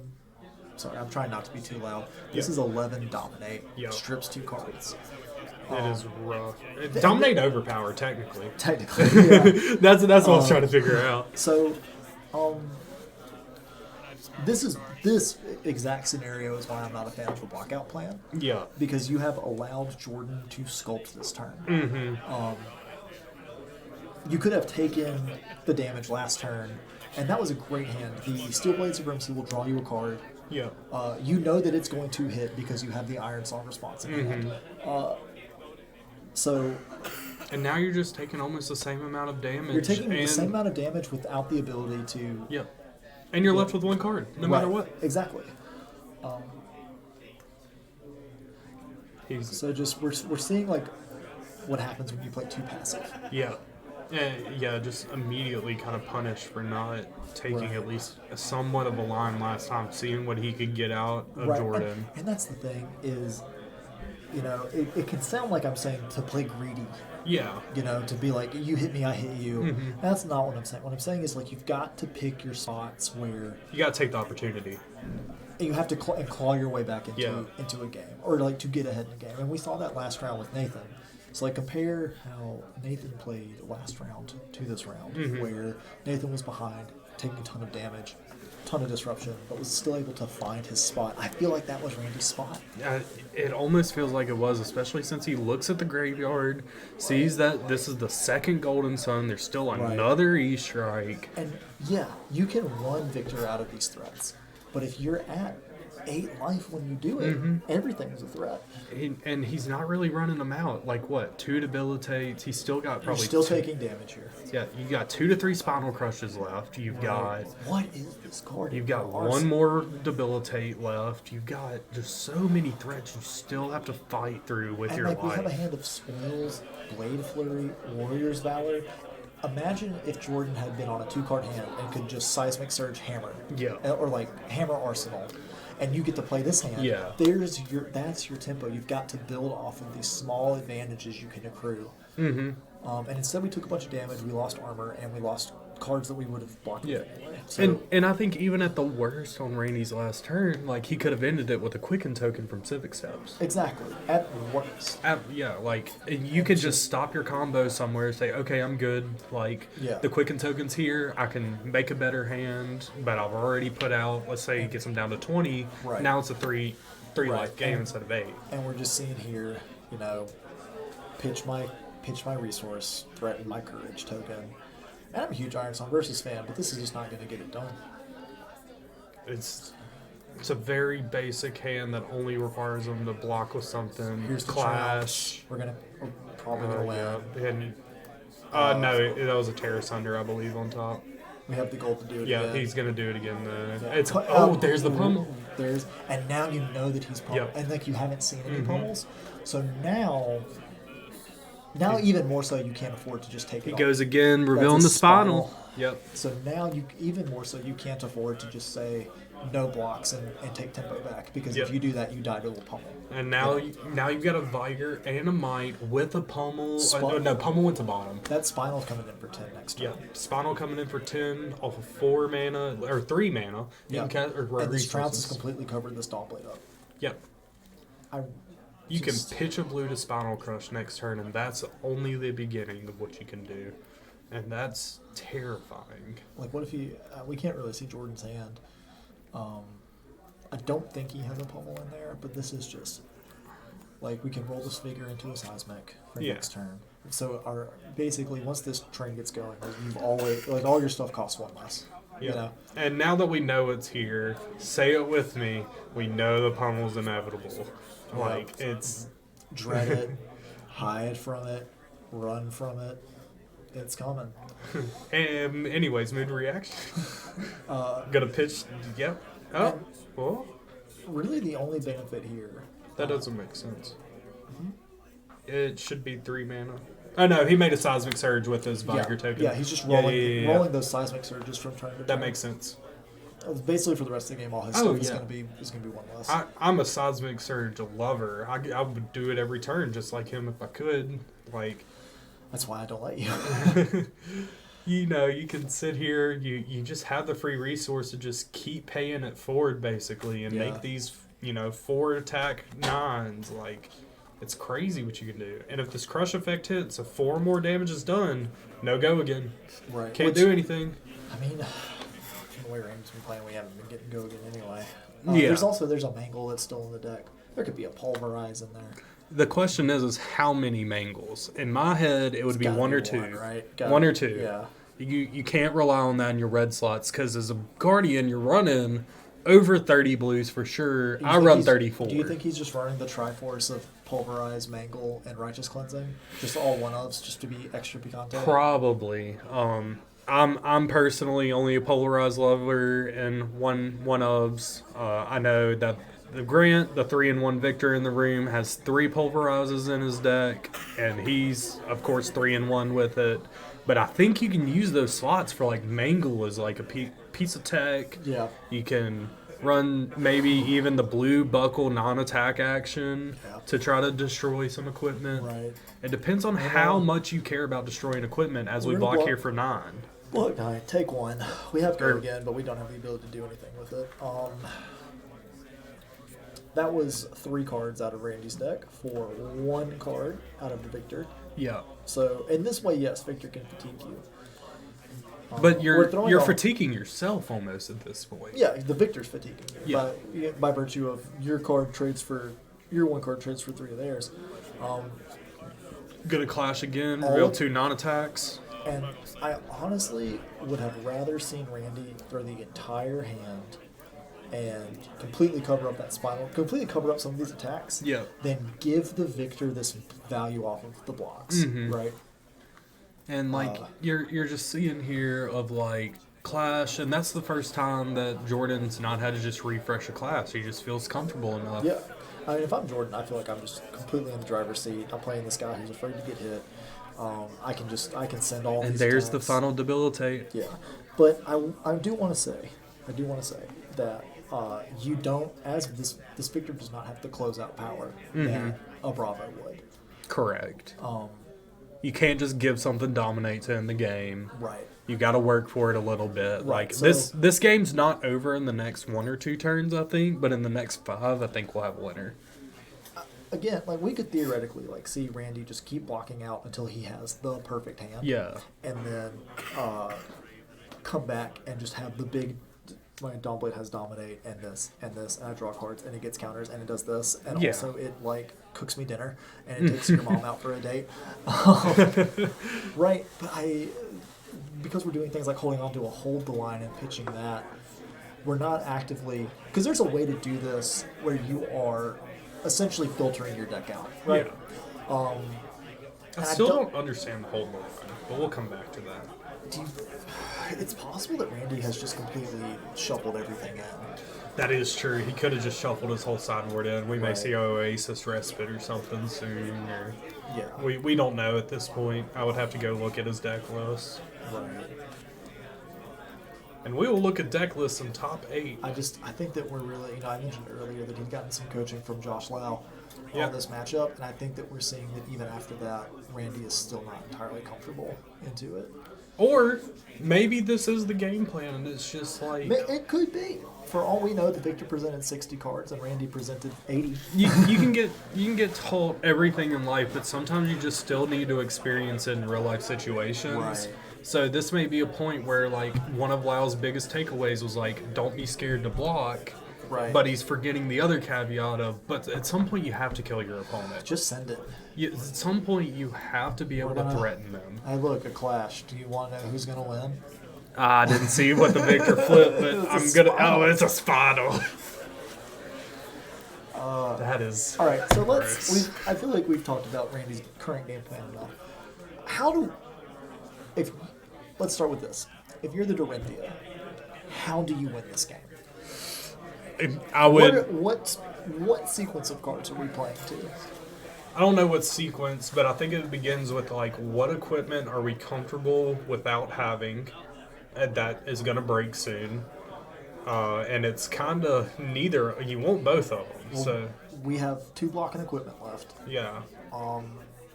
We're never getting Grains activations at this rate. And we're not even getting Iron Song activations, so they're both Yeah. effectively Textless. They're resource sinks. So, I mean, I don't know Warrior good enough, but I would imagine it has to be something like one of the Dory specializations into a good attack reaction. You would need like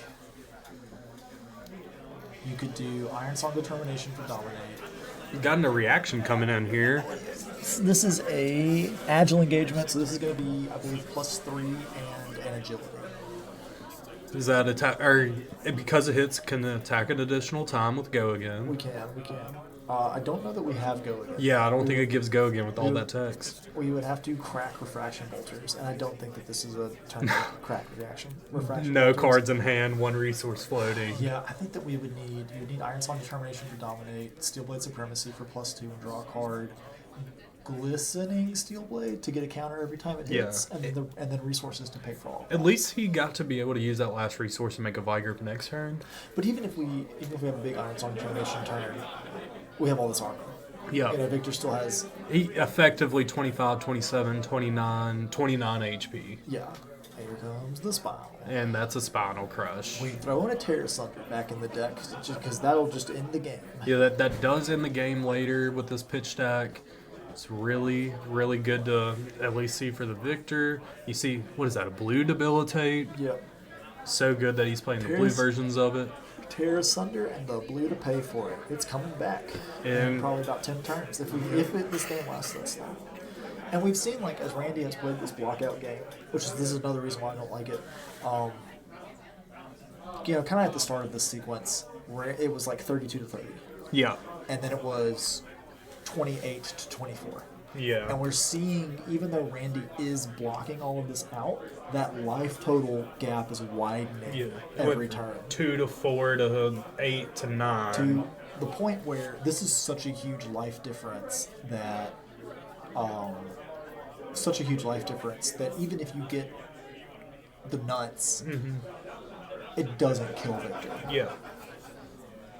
And if it doesn't kill him, and we can go right back to this, that's what we'll do. Yeah. For our viewers, while we're sitting here tanking for a second, I know before top 8 starts, our judge has confirmed that he is going to open his judge pack on stream. Ooh. Yeah, so he will be opening that on stream, and then this is not guaranteed, but depending on who wins the gold cold foil, we may also get to see that cracked on stream. I would hope so. I would hope so. We will talk to whoever the winner is. Me and the judge have already conferred about it, and we are going to attempt to get that. But the judge pack for sure, we are going to get on camera. Excellent. I do believe that the temperature in the room is we're looking for a gold foil ragamuffins. I don't think we're looking for it. I think it's not all but guaranteed, but only one has been pulled, and there's 99 still in rotation So to be pulled. who knows? I know that my chances at a gold foil today were completely shot in the foot. Yeah. Ended up with the locals match round 1, right? Man, it was a bad day to be me. Yeah. I know everybody loves a good bad beat story. As we see Dawnblade come in for the 18th time this Yeah. game. So round 1, I played against Jason on Azalea. That's a local team kill every time. We love to do it to each other. At least- No, we don't. At least I only drove 45 minutes for it instead of 3 hours like I did last time. True. Couldn't really get anything going. Jason kind of drew real hot, and then it was kind of a situation like this one where by the time I could get something going, Yeah. he was at 18 life and I was so 10. Playing Kasai, can't just Yeah. kill you from there. But it was a competitive game. I didn't have the steam to get across the finish line. Then I played into an Uzuri. I have a ton of reps on Uzuri, and I feel like it's a really good matchup for Kasai, so we were able to get that one. And then I played the Kasai Mirror, and I did not... Popping refraction bolters. I'm Go. sorry. No, absolutely. This is way more interesting than me talking about games that I lost. We are popping the refraction bolters. 2 cards in hand, 1 in arsenal. We are at 9 life deficit still. Notably, both of these are prize cards. Randy's got to pitch one of them to swing again. So here we're seeing like the Victor just taking it, which doesn't turn on your really cool reprise effects that Yep.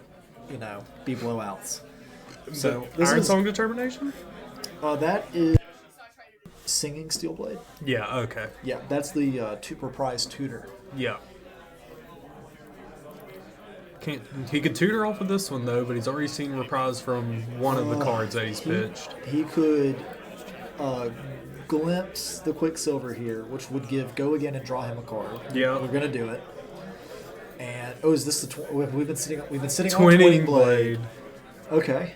All right. We into a Blade Flurry. Yeah, drew another reaction. We can throw this Blade Flurry. Oh my god. Is this a pivot?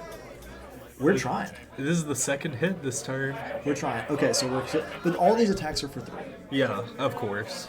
But it's about to be for 4 if this one hits because he's If it already hit hits, with once. so this is why I would have thrown the Blade Flurry when I drew it off the glimpse. Is just to Get the counter. Oh, well, I say that. This is blocked for 3. Even though you're not getting the full 4 value out of your Blade Flurry, Yeah. you have... It's not telegraphed. Yeah. So we are going to get the hit here. We're going to get our first counter on Dawnblade. Will we see it stick around? You know? Well, now we're at a break point. Yep. No, we're at an equipment break point, let's say.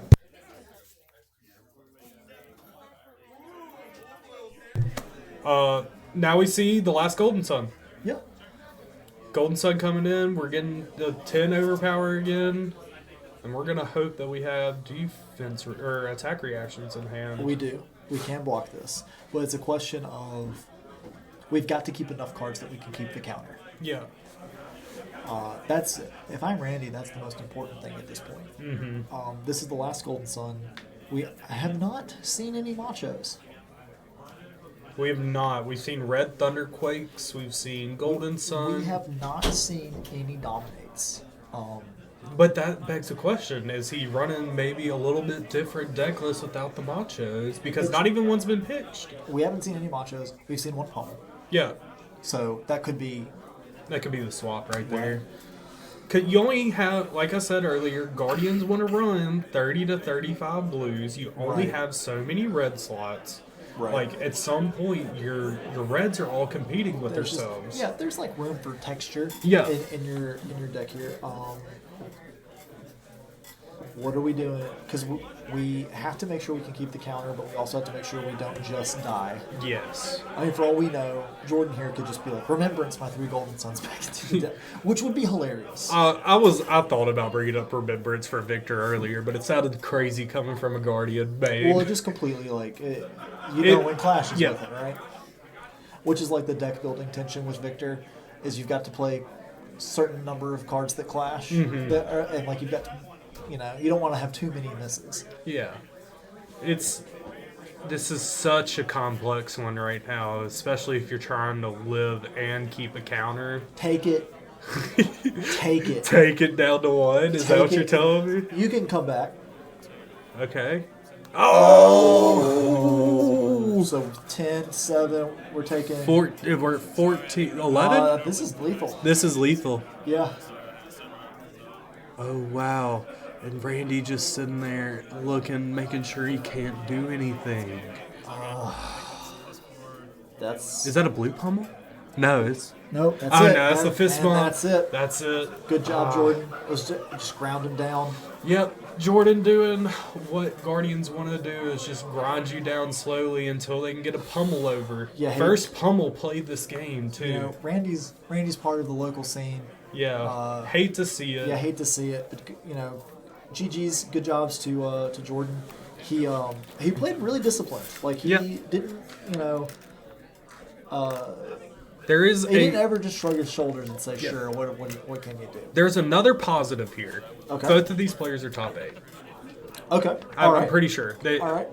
I know that X2 makes it. Yeah, so they are table 2. Should have been only X and 1 or better. Right. So we have a Dory and a Victor. We know that Crawford and the Dromai player who played this round, they were both undefeated going into this round. So we got a Dory Victor, a Bolton, a Dromai. We possibly have another Victor if Grant wins his match. Right. So that's 5 really interesting decks. Absolutely. You got a lot of poppers. We are going to break. We are going to break the stream, or we're going to break play, at least while we do top 8 deck checks. I think we're going to have a bit of a dinner break. Yeah. We'll open that judge pack, of course, but take this opportunity for those of you at home and let us know in the chat, kind of, once we get top 8 posted, let us know what you guys want to watch. Yeah, let us know if there's any interesting matches. Like I said, Victor, Droma, there's a Dory here. We will go try to figure out what the rest of the top 8 may look like. And we will be back as soon as we can open this judge pack and have more info on top 8 for y'all. Hey everyone, if you really enjoyed watching that video and you want more, make sure you subscribe to our YouTube channel. If you want to see more content, then you can go to GrantMoneyX on Twitch TV, or you can stay on this YouTube channel and get it directly to you. We're going to be streaming on Thursdays for the Armories, and we also might be doing some more events like this.